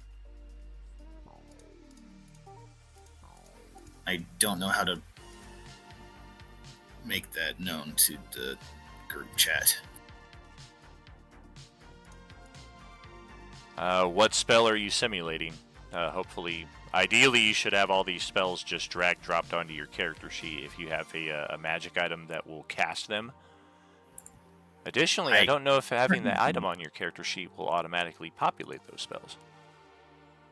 It did not, no. Okay, long story short, what's the spell, and let's manually roll it. I think I can cast Mass Cure Wounds on it. Okay. Not sure.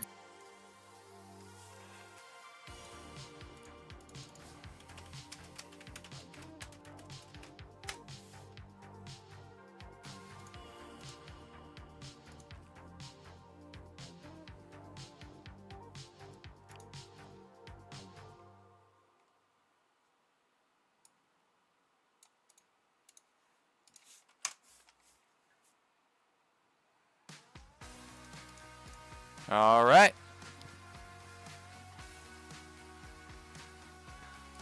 Are we throwing some Velveeta down the Tarrasque's throat and healing Manuel as well?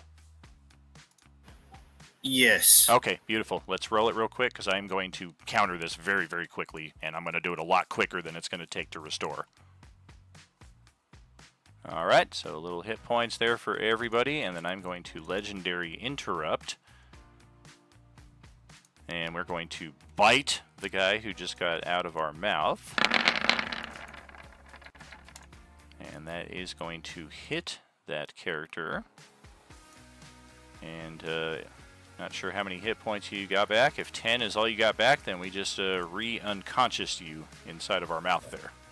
10 plus, I believe. Oh, I don't. It doesn't. My character sheet doesn't show my thing, but I believe it's not more than 29. Wisdom, so that's 13. So that'll put me above 20. Gotcha. Yeah, we just hit you for 29, so that's going to drop you right back to 0 and death save mode. And that Moahula here is dead. Oh, nope, you don't need to roll the death save now. You would roll that on the top of your turn. It's only when you start your turn in that state. Scarabs are not here. Zombies are not here. Tarrasque is here and is going to reset its actions. We're going to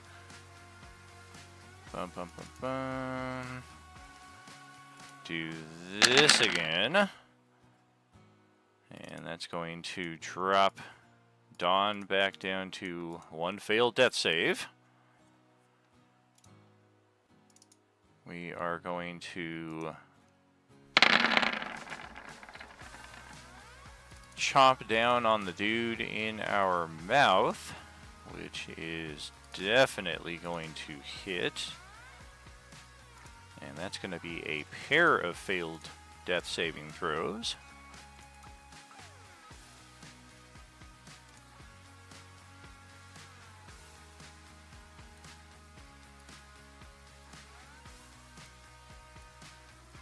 And yeah, let's finish the game. We're going to reach into our mouth with a claw and try to just pull this guy out as violently as possible. And basically try to tear our food out of our mouth as we do so, which will bring about a third failed death save, which is death. And then elsewhere, Kukalin, Healy Beale, and Fieland can just kind of see this Taras like dangling this mangled carcass in one of its claws. As we pass it back to Healy Beale.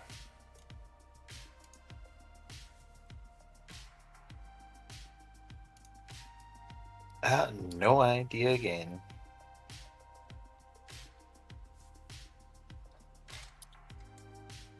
Fuck it. I'll fully heal Kukulin. I'll spend the preserve life and Okay. I'll attack the Tarask with the spiritual weapon, because why not? Ouch!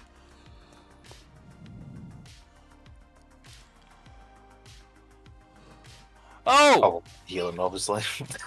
Not trying. Forgot to do its regen at the top of its turn, but yeah, 8, 13 damage. We'll take that. Okay. And Good Collins fully healed. Full heal there for Ken.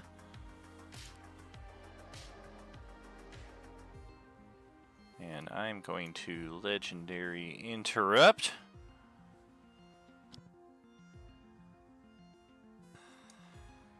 Nope, I'm not taking that.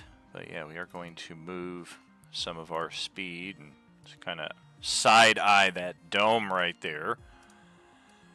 And step over towards Felian, kind of crouching underneath the tree, and it looks like this thing is prepared to make you its next meal. And we're going to proceed a little further into this segment here, as it will, if the timing works out, tie into our next segment. So elsewhere, Azimuth, back to your turn. Are you back with us?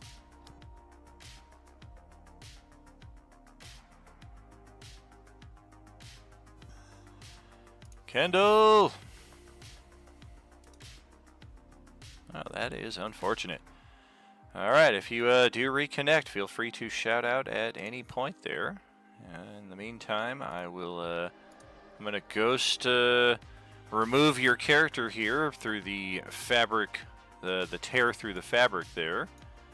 And we're going to pass it over to Elsewhere Kukalin here. One round less of rage.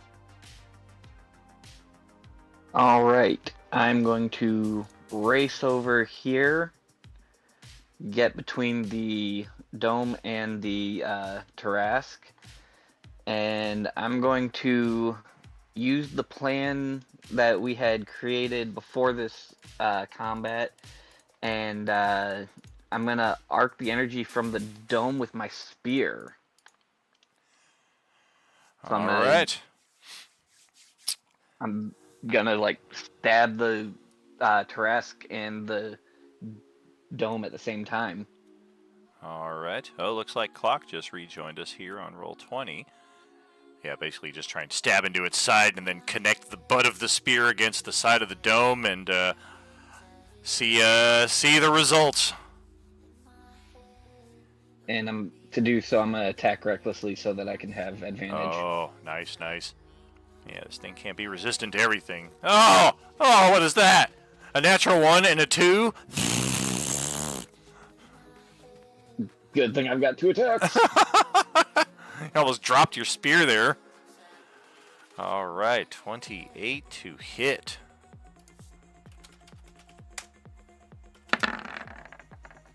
Okay.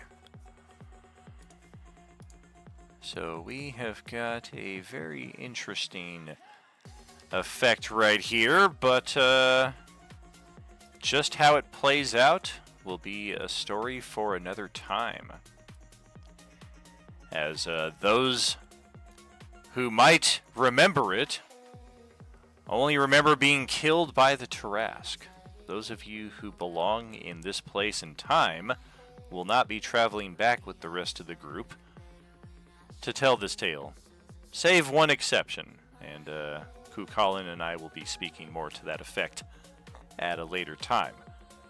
For Fielien and Asmith, who are still here in this place and time when this event occurs, you witness a magnificent display of all the different types of energy that you've seen racing from this dome through this spear into the Tarrasque, and it looks like it's having a profound and devastating effect on all three of them, the dome, the Tarrasque, and Cuchulainn alike. That is going to move us back to this scene, and we are going to see the results of this take effect now, as elsewhere Manuel is in combat face to face with these scarabs as he suddenly feels a torrential downpour of acid, almost like you're bathing in it and you can't breathe, and instantly you just kind of smother and shrivel away before Moahula. She just sees Manuel just desiccate into nothing right before him, before she herself suddenly starts feeling her massive form being torn and ripped and bashed to pieces by something she can't even see. It's not these scarabs. The scarabs are still almost like standing there patiently waiting their turn. Of course, out of game, we know that it is the Tarrasque affecting your possibly younger self, and it having a horrible trickle-down effect to this future version, which likewise results in your demise. Elsewhere, Spartan likewise suffers a similar series of effects as you are bashed, clawed, bitten, and shredded down to nothing, and eventually slain. For the rest of our characters who are in this place and time and have no knowledge of the Tarrasque battle, mainly the pair of you back here, and Healybeal, who's still trying to figure out why he is here, elsewhere Cuchulainn is as we discussed, a different situation entirely, but that is something he and I will discuss at the proper time. For now, the tears of space-time are not yet fixed. If anything, they are getting worse. And we are about to visit another place and another time entirely. And once again, I'm glad I had all these maps prepped out. This is a map we are not expected to see until possibly November of this year, towards the tail end of this campaign. We've got our characters once again right here, and wait a second. First of all, Moahula needs some severe restoration, as does Manuel. All of our characters are going to be healed up.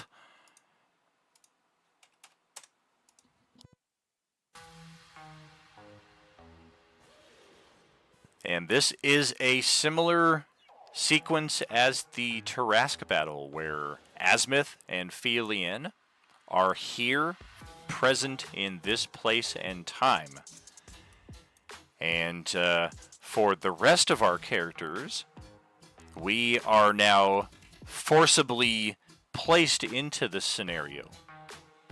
The commonality between all of our characters who have a green health bar is that you are seemingly trapped in a dreamlike state where you are just kind of ghost walking here and watching this happen to your own dismay. as once again, who knows what happened to Kukulin? He is not here at all. But Ken is going to have an opportunity to reprise the role of tank for this segment here, and as Katie is not with us, I will be portraying the role of Lantirthi, both of whom seem to have some rather nefarious nastiness on their mind.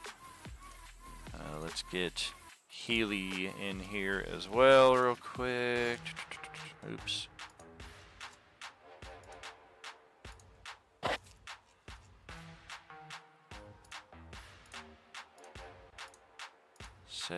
Set. Hut. All right. So, yeah, let's move out. Those of us with red health bars, we have got the initiative. We are here in this time and place, and the rest of the group are desperately trying to stop us from whatever it is we're about to do, but seemingly unable to interact with us, ghost-like beings that you are. Are you able to control tank there? Yep, I got him moving. All right. Well, let's keep on moving. Let's keep on checking it out. The rest of you, this is not initiative, so you are free to take your movement one round at a time. Try to keep pace here. See what's going on. A glimpse of a potential future ahead of us where some in our party are not of their right mind, possibly dominated, possibly controlled, possibly they just turned evil, maybe they always were. It is definite. Well, anything Katie plays is evil. Oh yeah, I mean that I'm very much lamenting that she was not here for this scene because I know she would enjoy it so much, but she will definitely enjoy the telling of the tale when the time comes, as she is sneaking alongside through the high brush here and approaching a little shack on the southeastern side of the map. Looks like we finally found the door here. Looks like it's Cherry Blossom Season 2. Everything's in full bloom.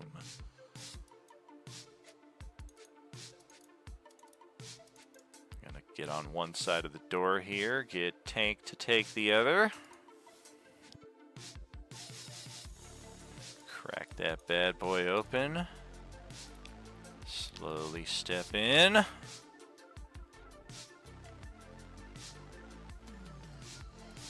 Oh yeah, there they are. They won't do it all. Nice and quiet, just like we were instructed. She draws her blade, stabs this Dragonborn right through the face while he sleeps. Turns her blade towards the next one in line. Does a bit of the same. She gestures at Tank to take care of the three on the south.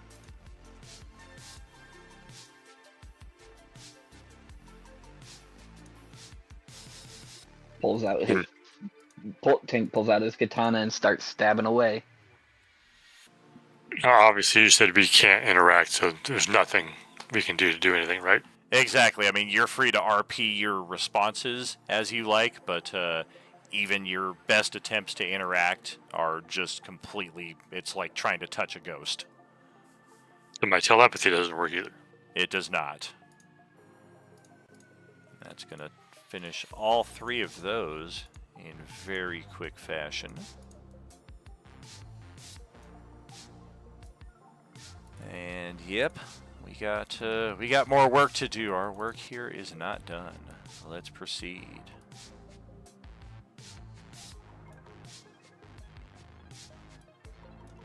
So, mental note: when we get back to real time, kill Lantheric.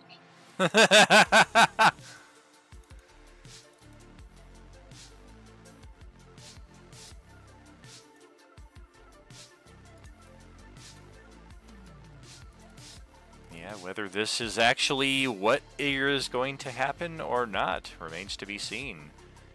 In our little Star Wars convergence, always in motion the future is.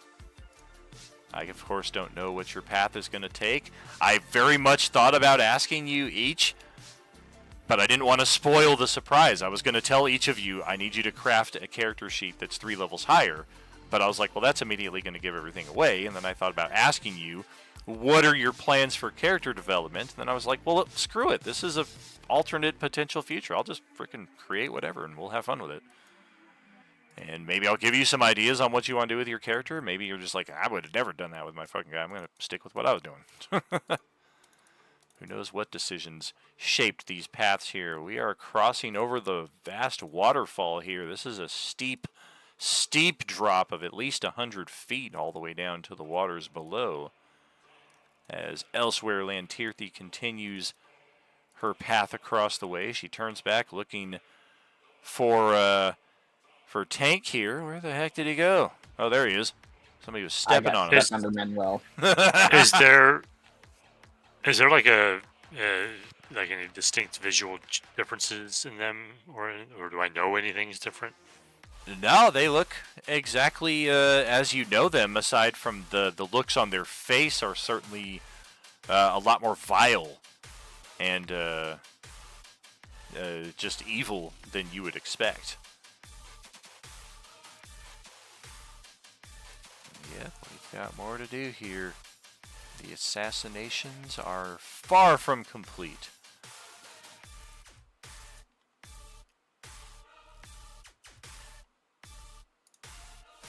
Open this bad boy up. Got a brief step onto the next area here. Ah, yes, at last.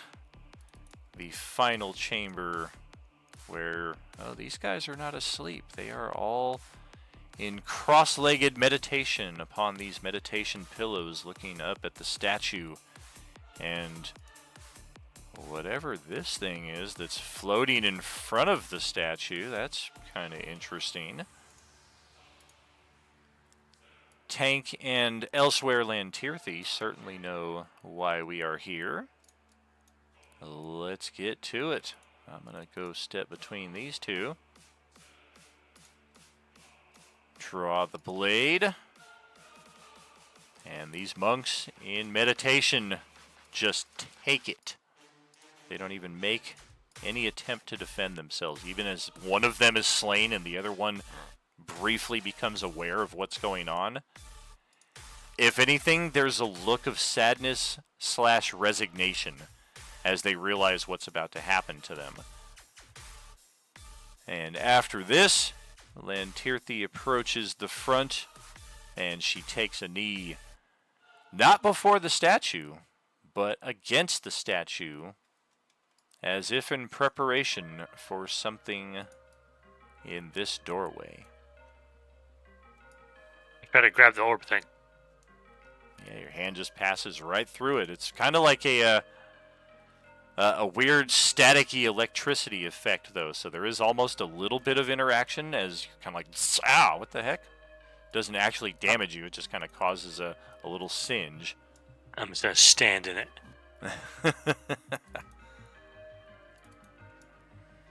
And here he comes, floating in majestically to claim his prize.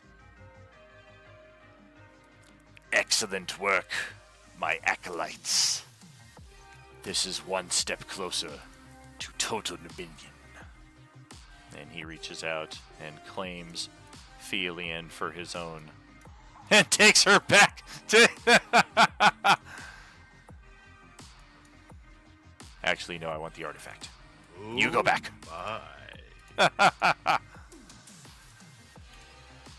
And yes, it appears that in some potential future, other time, other place, Tank and Lantirthi are working for Zastam and will slay an order of monks to claim a most unusual artifact. We've seen some artifacts that kind of fit in this theme, but the most we've discovered about one of them is that it does have a link to Zastam. One of them was kind of like a key card almost, like a membership badge for his inner circle, but it did contain some other powers. Notably, it paralyzed those who tried to touch it. In this instance, Zastam has recovered or gained one of these, whether this is his property or not, who really knows. He doesn't make mention of it. We have up next. Okay. Yeah, we've got a bit of a spread here, but we've got another combat. Another place, another time, just like before. And we are flying through these much quicker than I expected. I thought this would take 2-3 sessions. I'm thinking it's going to take 1.5 now at the pace we're going. And yeah, if you're looking on the live stream here, we've got an interesting setup, a very interesting spread of characters. For our elsewhere characters, we are fully aware that we are in search of the shrines. This kind of fits what we saw us doing at another time and place, where we were so determined to reach one of these shrines that we were willing to go toe-to-toe with the Tarrasque and lose half our party.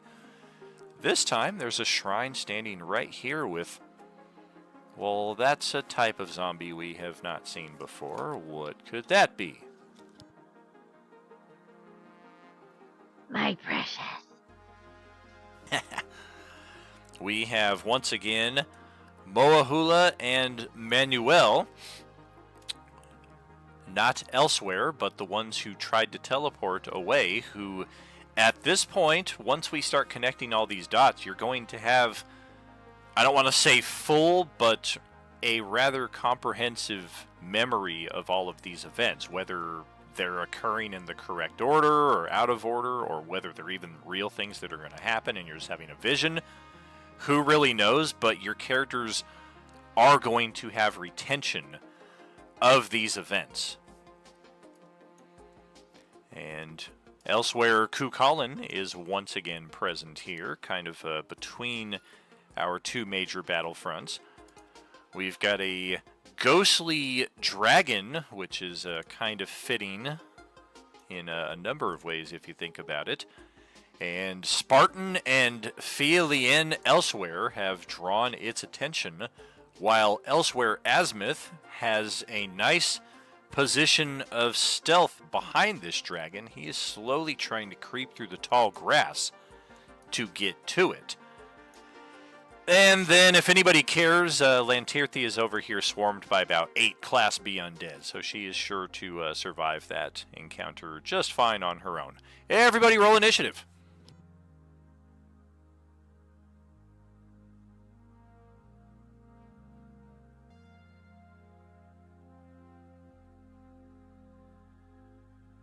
Question is my current We're back to state the like- normal page, right? Correct. Based on what your character sheet, or based on what the token is on the board, that determines whether you are elsewhere or normal. What's our rested status? We are, if you are elsewhere, you are fully rested coming into this. If you are normal, you are still at the state that you were in when you were pulled away from, or when you tried to teleport. Okay. Hey, look at Warwolf there getting back in on our community challenge here. Very nice. Thank you kindly, my friend. Alrighty, so that's 5. Oh, and I did not anticipate Paul being here with us, so let's give Lantirthi a little extra support and throw you over here, about ready to be swarmed by a bunch of these undead.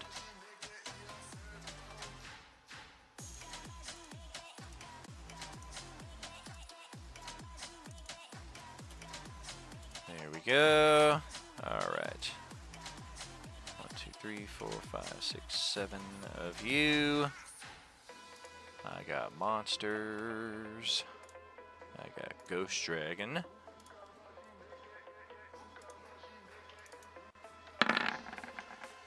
That's okay.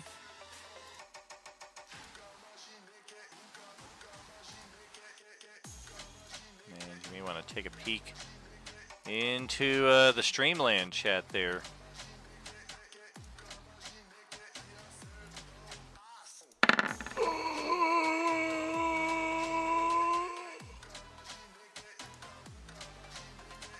Oh, God.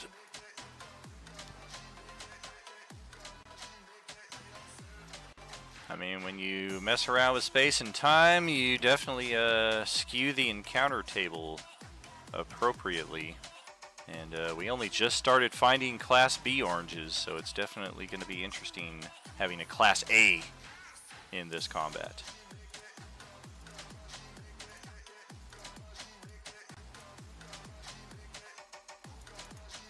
Let's see, there were 7 of you. I got Ghost Dragon, I got Class A. Who are we missing? 1, 2, 3, 4, 5, 6. Oh, it looks like we're missing Healy Beal because I don't think we had the token on the board. There we go. Hey, at least you didn't roll a natural 1 on the initiative this time. That's true. It was a 2. A 2! You're moving up in the world. 18 more combats, you'll finally be up there in the upper echelon. Okay, well, looks like we're going to start things off with the Class A orange. The most lethal of them all. Or is it? Oh, boy.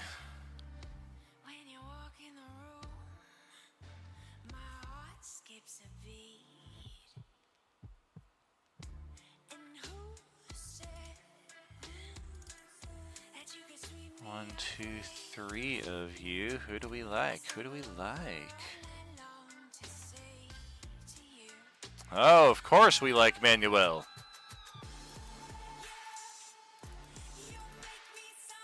And just kind of scamper all the way through here very erratically through the tall grass and come up on your side. You think you got a bead on it, and then all of a sudden it jumps off to your left and then comes back up on you.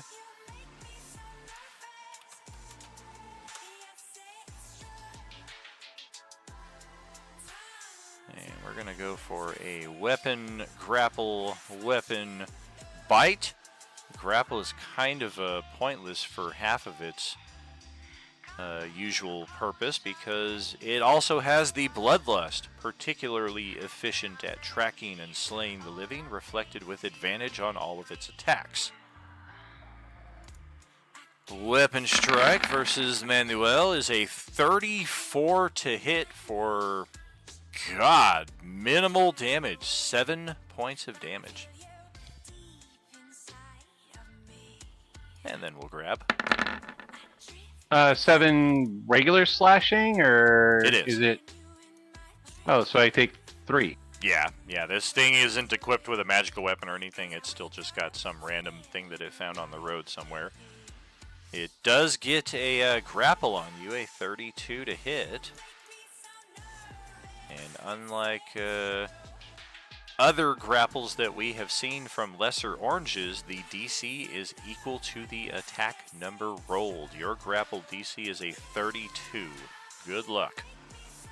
We're going to try to stab at you again. That is a 36 to hit for 17 damage. You do get to resist that, of course. And then we will bite with a final attack. 30 to hit for another 12. And the orange Class A regains hit points equal to the damage dealt. This regain cannot be prevented by any means. Another new ability that we will discover here. That is it for Class A, so we will pass it to Moahula.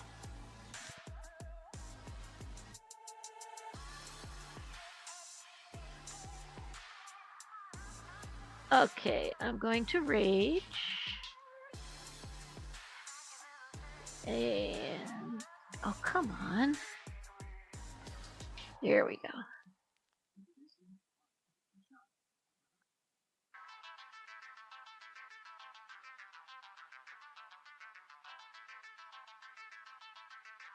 Finally.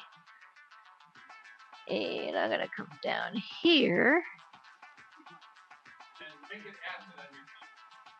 Oh, and my cleaver is gonna be acid.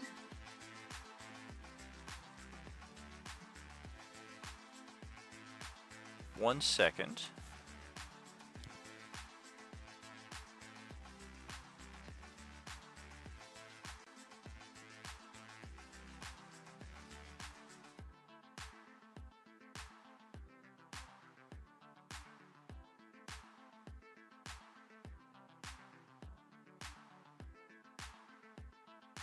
Does that hit?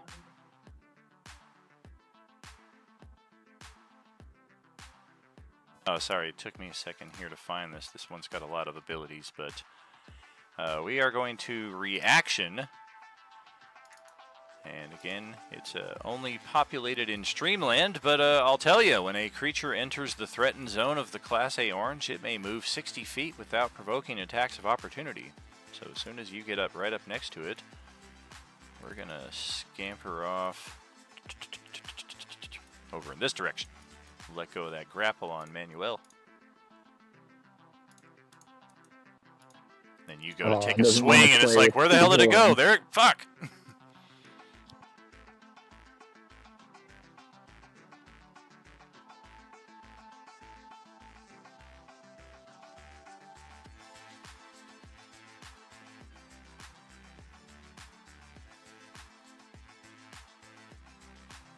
Do you have any additional movement or attacks that you could make up the difference? Because if you're still able to move and get up to it, hopefully it can't do that twice in the same round.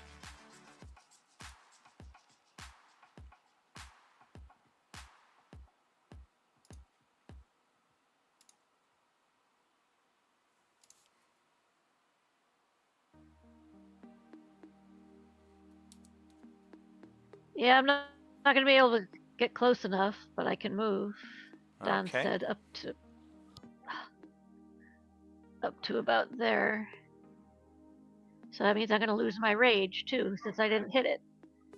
Yeah, unless it comes and attacks Oh, you. Don said I could throw a javelin? Sure.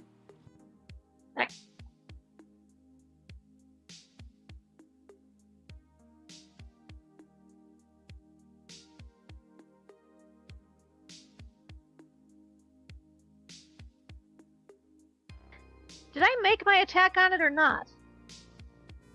Technically, no. Like, you moved into that space and you went to, like, rear back with your axe, and then it took off. Okay, so I still have my 2 attacks then. Yes. Okay.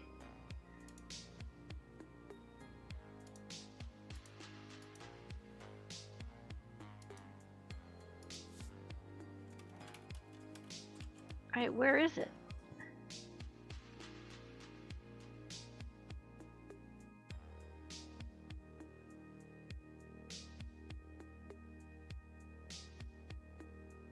Is that in range? What's the javelin's range?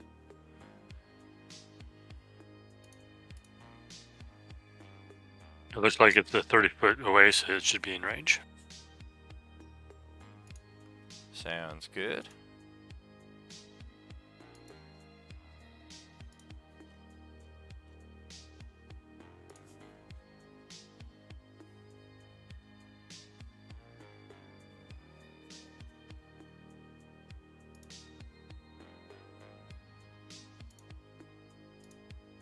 No, you Ignore can't. the -5 because it doesn't Sure. affect the javelin. Yeah, Yeah. 15 unfortunately is a miss.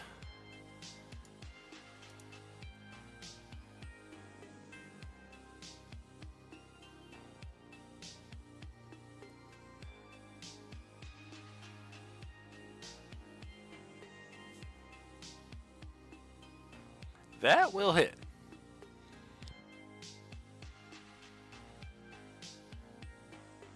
Take some of that, okay. Is that gonna hit?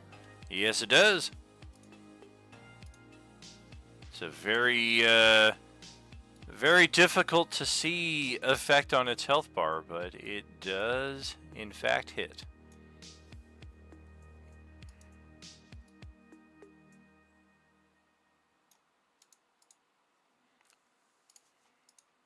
Then that will be my turn. Okay. So we've got Fielien here standing face to face with this ghost dragon that is just... It seems like it's in mid-sentence in Draconic. Is that a language you speak?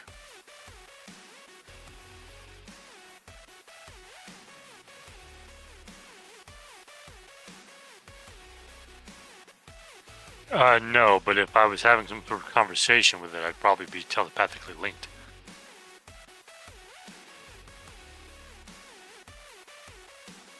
Post it up.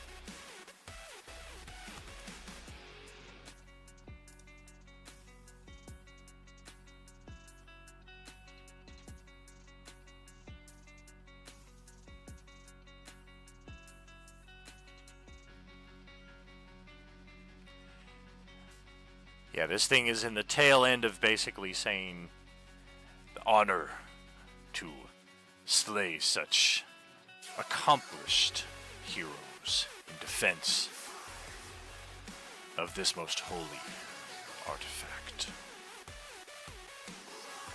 The first move is yours.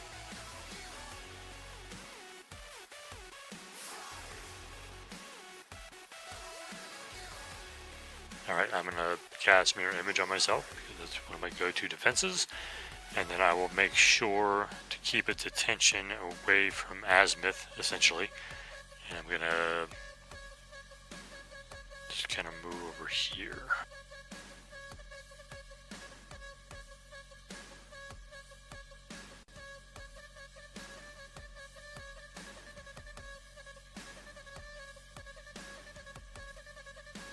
Man, looks like we lost clock from the from Roll20 again too. Damn it! No, that's what I do.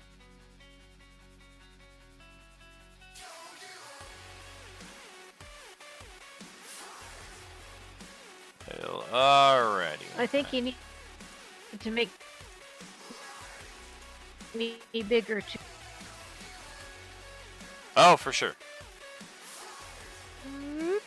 Got that. Alright, well, it's over to regular Spartan here. Looks like you just did a level up. I'm guessing that's for this character, because you did one for Merlin already. I put it on a different character. One of your extras? Yes. Interesting. That's a first. Not sure when you'll ever be able to use those, so yeah, that's definitely a first.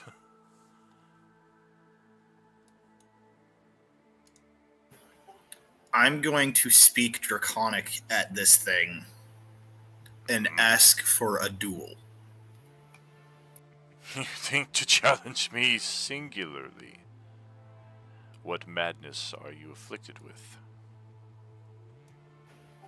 Then again, what human speaks Draconic? It is the age. It is the 5th age. 40% of your kind speak my language. It used to be a rarity. Ever since the 3rd age, not so much. Now that I've challenged this thing...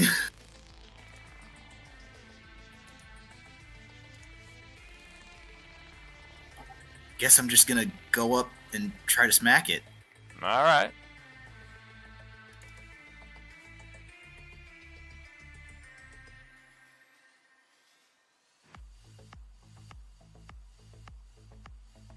How about no, Scott?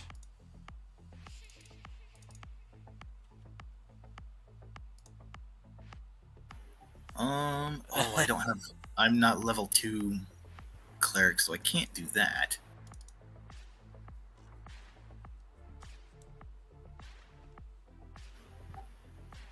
I guess that's all I'll do.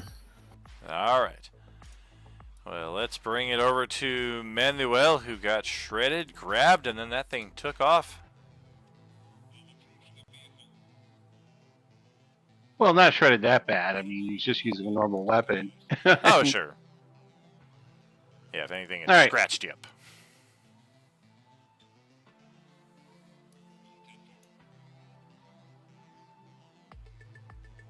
Bonus action to lightning element infusion. Hold on a second. Okay, I still have that. All right, so I'm going to elemental infusion. I'm going to move up to it.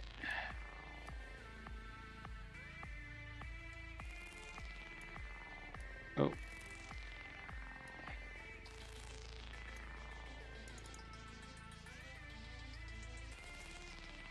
And Yep, does it he's stay got- there? We got 3 reactions per turn. We're gonna burn another one and do that shit again. Jesus Christ, man. I apologize for not having the spell slow. We're gonna go all the way around the shrine and come back on Moahula here. As it passes by, I'm gonna attack it. Oh, you've got reach. I've got reach. You son of a... Oh, that's enough of that tonight. Do you have Sentinel? I hope he I does so I can just lay into him. I forgot to turn that rage though, so Oh, okay. Yeah, you haven't had the opportunity yet. All right, that's a hit. We'll take it.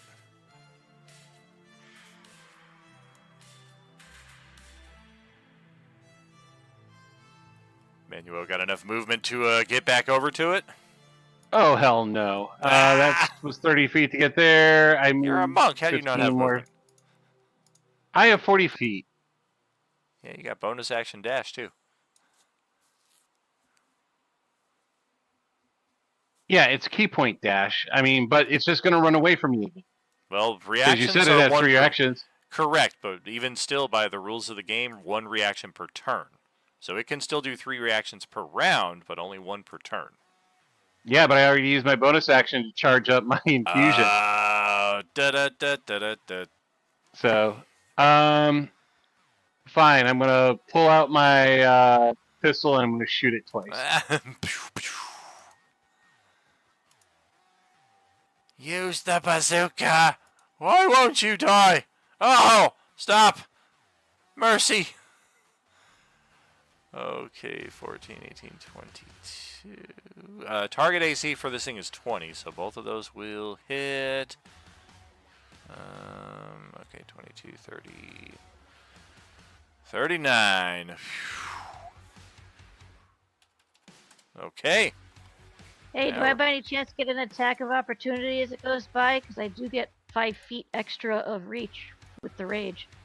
Not when it enters your zone, only when it leaves it. And even... Oh, shoot, and actually, I'm screwing myself up here. I know you guys can't see it, but that movement that I get with the maneuver ignores attacks of opportunity, so that big stab there from Ku Colin did not happen. That's the whole point of that, get away and scot-free. But the 2 shots from Manuel will definitely get through, and is that it? That'll be it. Okay, so now it's Ku Colin here. all right. So, what did we? So, Ku Colin would have been on this mission to begin with. What did we come here initially to do?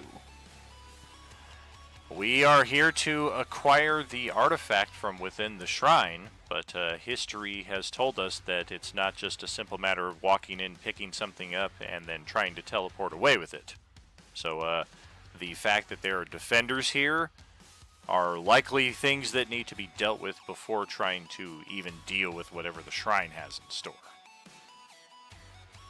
All right. Well, then I will go ahead and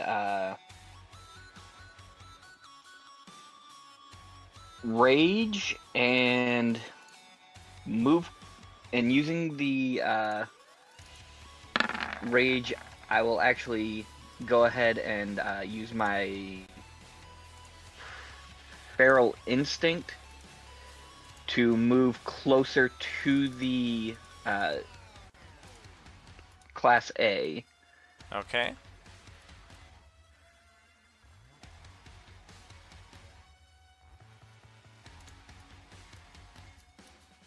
I'm sorry, not feral instinct, instinctive pounce. Gotcha, gotcha. I got one more of those reactions, so I'm going to see just where you go. Alright, so I got there. Then I will use my actual movement to move even closer. Okay.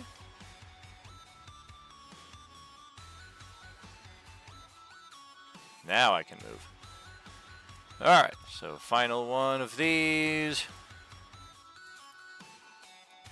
Scatter all the way up in this direction without provoking attacks of opportunity. That is it for all her reactions this round. Alright, then I'm gonna go ahead and finish moving towards her.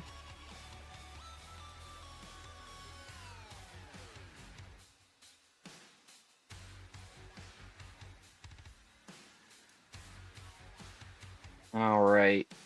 And I will go ahead and throw my javelins at her. Okay.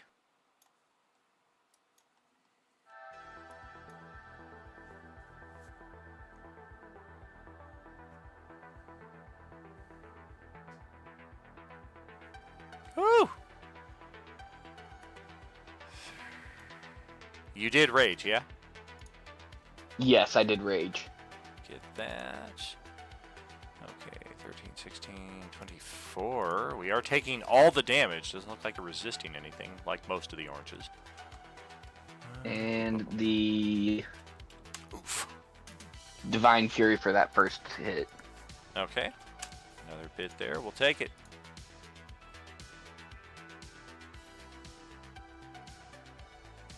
That'll be my turn. Alright, the Ghost Dragon will activate at last. What the hell? Why'd you guys move in so close? I can't, make use of my breath weapon now. Not cool, not cool. It's almost like we've fought dragons before. Alright, we're gonna just kind of, do a slight ascent without leaving your threatened range and touch back down right over here, and we'll aim that cone in a southwesternly direction. It is a 90-foot cone, so that will catch Spartan and Felian. It is a terrifying breath. Con saves versus cold damage and potential frightened effect. While frightened of the Ghost Dragon, you are also paralyzed. That is good.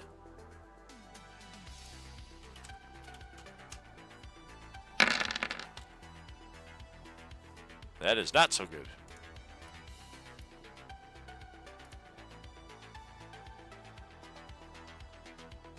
Looking at 39 cold damage, 19 if you made the save.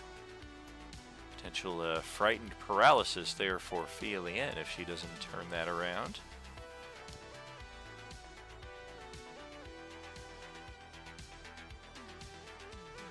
Those luckies, okay.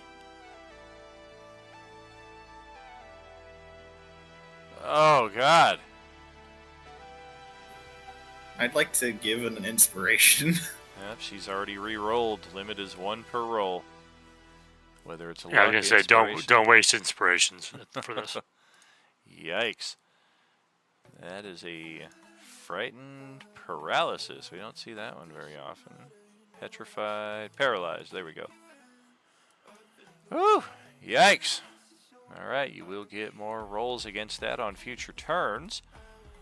Otherwise, also you take 39 cold damage. And then we are done with that turn. So now we move over to a slew of Class Bs here. And we'll cut Healy a little slack here, and we will stick to our intended purpose.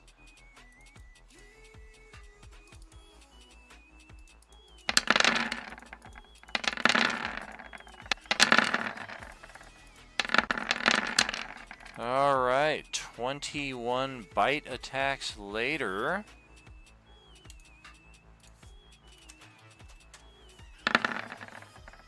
And a 2 on her saving throw. Lantirthi is just completely swarmed. eradicated, and she returns as an orange of her own. So now we've got a different problem to deal with here. We will pass it to Elsewhere Azimuth. I think Kendall might be back with us. Yep, sorry. Hey, welcome back. Not sure how much of the setup you heard, but the plan was your character starts off in stealth, and the plan is to hopefully get a nasty sneak attack on this dragon while it is hopefully unaware of you. Yeah, I'm crawling through the grass, right? That's all grass. Correct, yeah, tall grass. If I asked it for a duel and it used a breath attack and it hit somebody else, isn't that a violation of the duel? I mean, if you want to take it up with HR, we can wait. This thing technically never agreed. It just kind of found it preposterous that you would challenge it. It's a dishonorable dragon, then. Oh, quite possibly. You need that Paladin Compelled Duel ability and make it official. So I can move 12. I can still attack after that, right? You can.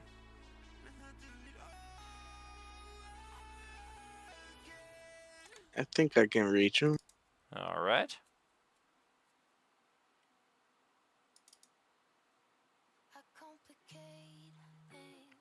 Looks within range to me. This is really challenging on the laptop. 1 second.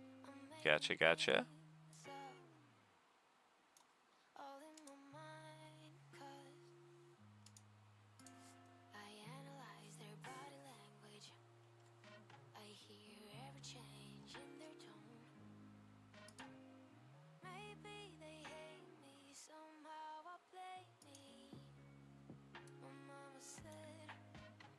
All right, and now with my dagger, I attack.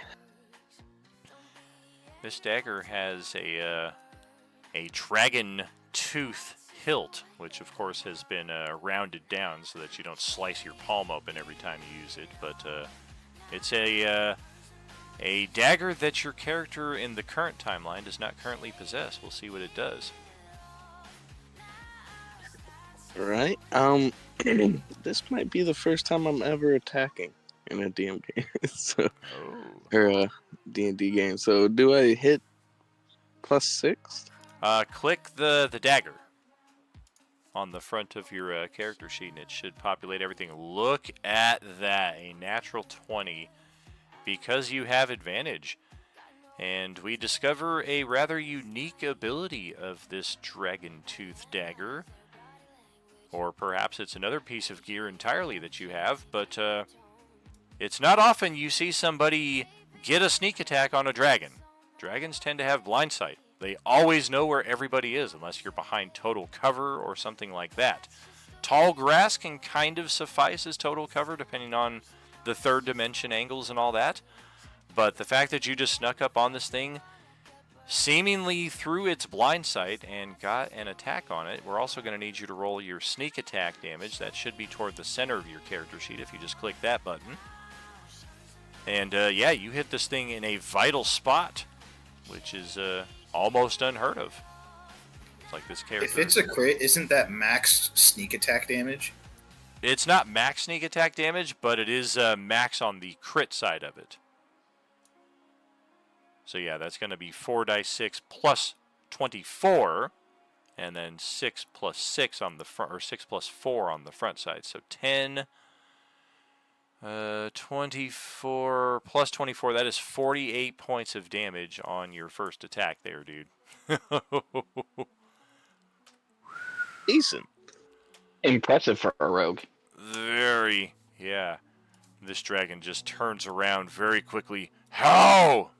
It bellows in Draconic. And that is going to remove your stealth. It definitely knows you're here now. Okay, that was my next question. And that's pretty much your whole turn, your whole move to get up there. One good stab.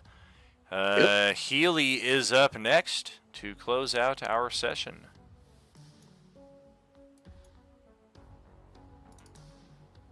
Nothing. Fuck. Yeah, just go with Spirit Guardians. Fuck it.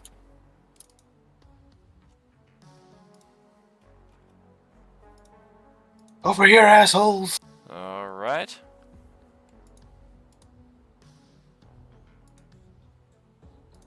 I can cast that at 4th level. Fuck it. And Crazy Healy Beal will just stay right there. All right. Roll a charisma saving throw.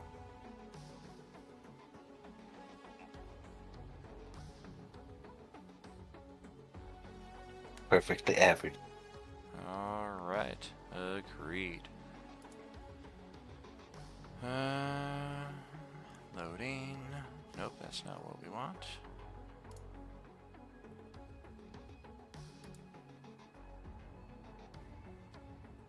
There we go.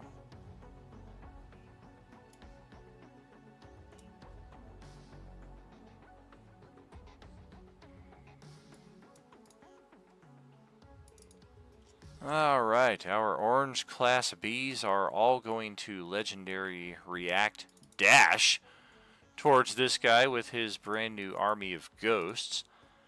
And this is also occurring at the same time as we have another rip in the space-time continuum. It's probably been the most oft-repeated phrase here tonight. And yeah, that's going to send you into it. And they're all going to gleefully chase you down into that area. And who knows what happens to any of them after that. Maybe we'll see them next time. Maybe we won't. That will close out our initiative there. This would be the initiative to copy over to our Twitch chat. It's not a very in-depth one, but we do got a few counts in here that we'll need to track for next time around. We'll start the closing ceremonies here. I'd like to, in Draconic, insult the dragon in the most horrific way possible. Well, if you have some words to put behind that effect, we'll be very interested to hear them, especially if you have an intimidation check in conjunction with that. But that will be for 2 weeks out. This is the close of our week 13 and the beginning of our final bit of activity here before we go into our April 4-year Streamiversary celebration. This is I've got next week and then the week after that on our bi-weekly schedule, and then after that we are full steam ahead. 4 weeks of solid gaming, every session, every week throughout the month of April. Much thanks to you for your support over these last 4 years. It has been a blast, and hopefully we've got many entertaining adventures in store for the month of April for our Streamiversary celebration. Thank you for joining us here tonight. We are probably got some video game streams between now and Sunday. Our next scheduled stream, Sunday morning crew, the Swan Crew, to kick off week 14 of the Coalescence here. So thank you for joining us this evening. We will see you then, friends. As you know, there is no RU. Wow, look at that, catching me during the closing here. We've got a Connie streamer with a follow here. Definitely a worthwhile interruption here to pause and acknowledge that. Thank you for the love. Thank you for the follow. Thanks for checking us out. We are Role-Playing Unlimited. We stream D&D multiple times per week, combined with a lot of different video games as well. We just had a intense battle with the variant Tarask and some unique Agent Orange virus-carrying zombies in the midst of our D&D zombie apocalypse hybrid here. So thanks for checking us out.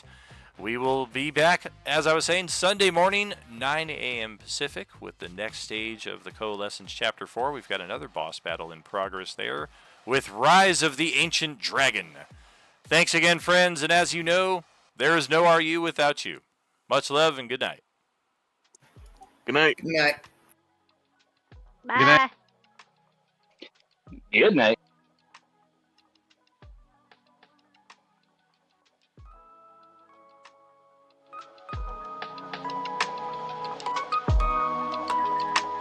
Yeah. Bestie, would you hate me if I asked if you'd date me?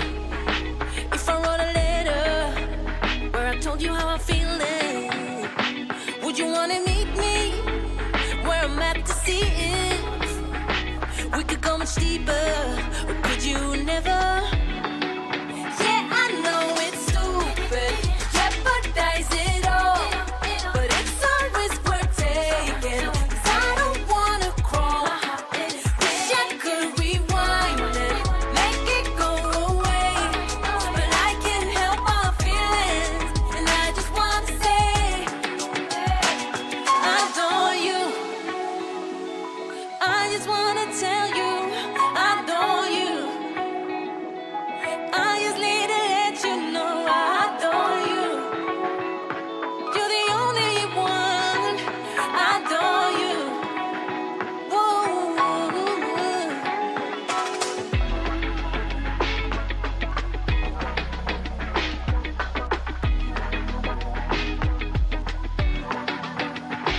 No, it's fucking crazy the way I'm thinking about you lately. 'Cause I just wanna do you. You always got me rocking in a good mood.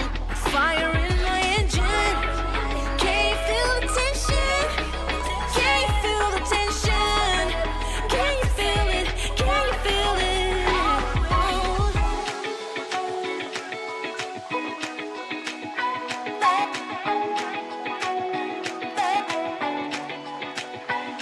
I adore you.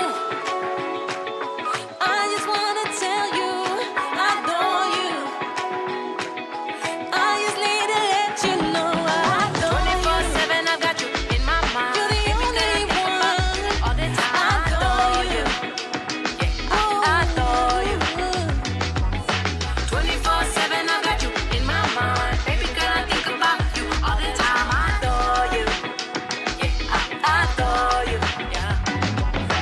24/7, I got you in my mind. Baby girl, I think about you all the time. I adore you. Yeah, I adore you. Yeah. I adore you. I adore you. I adore you. I adore you.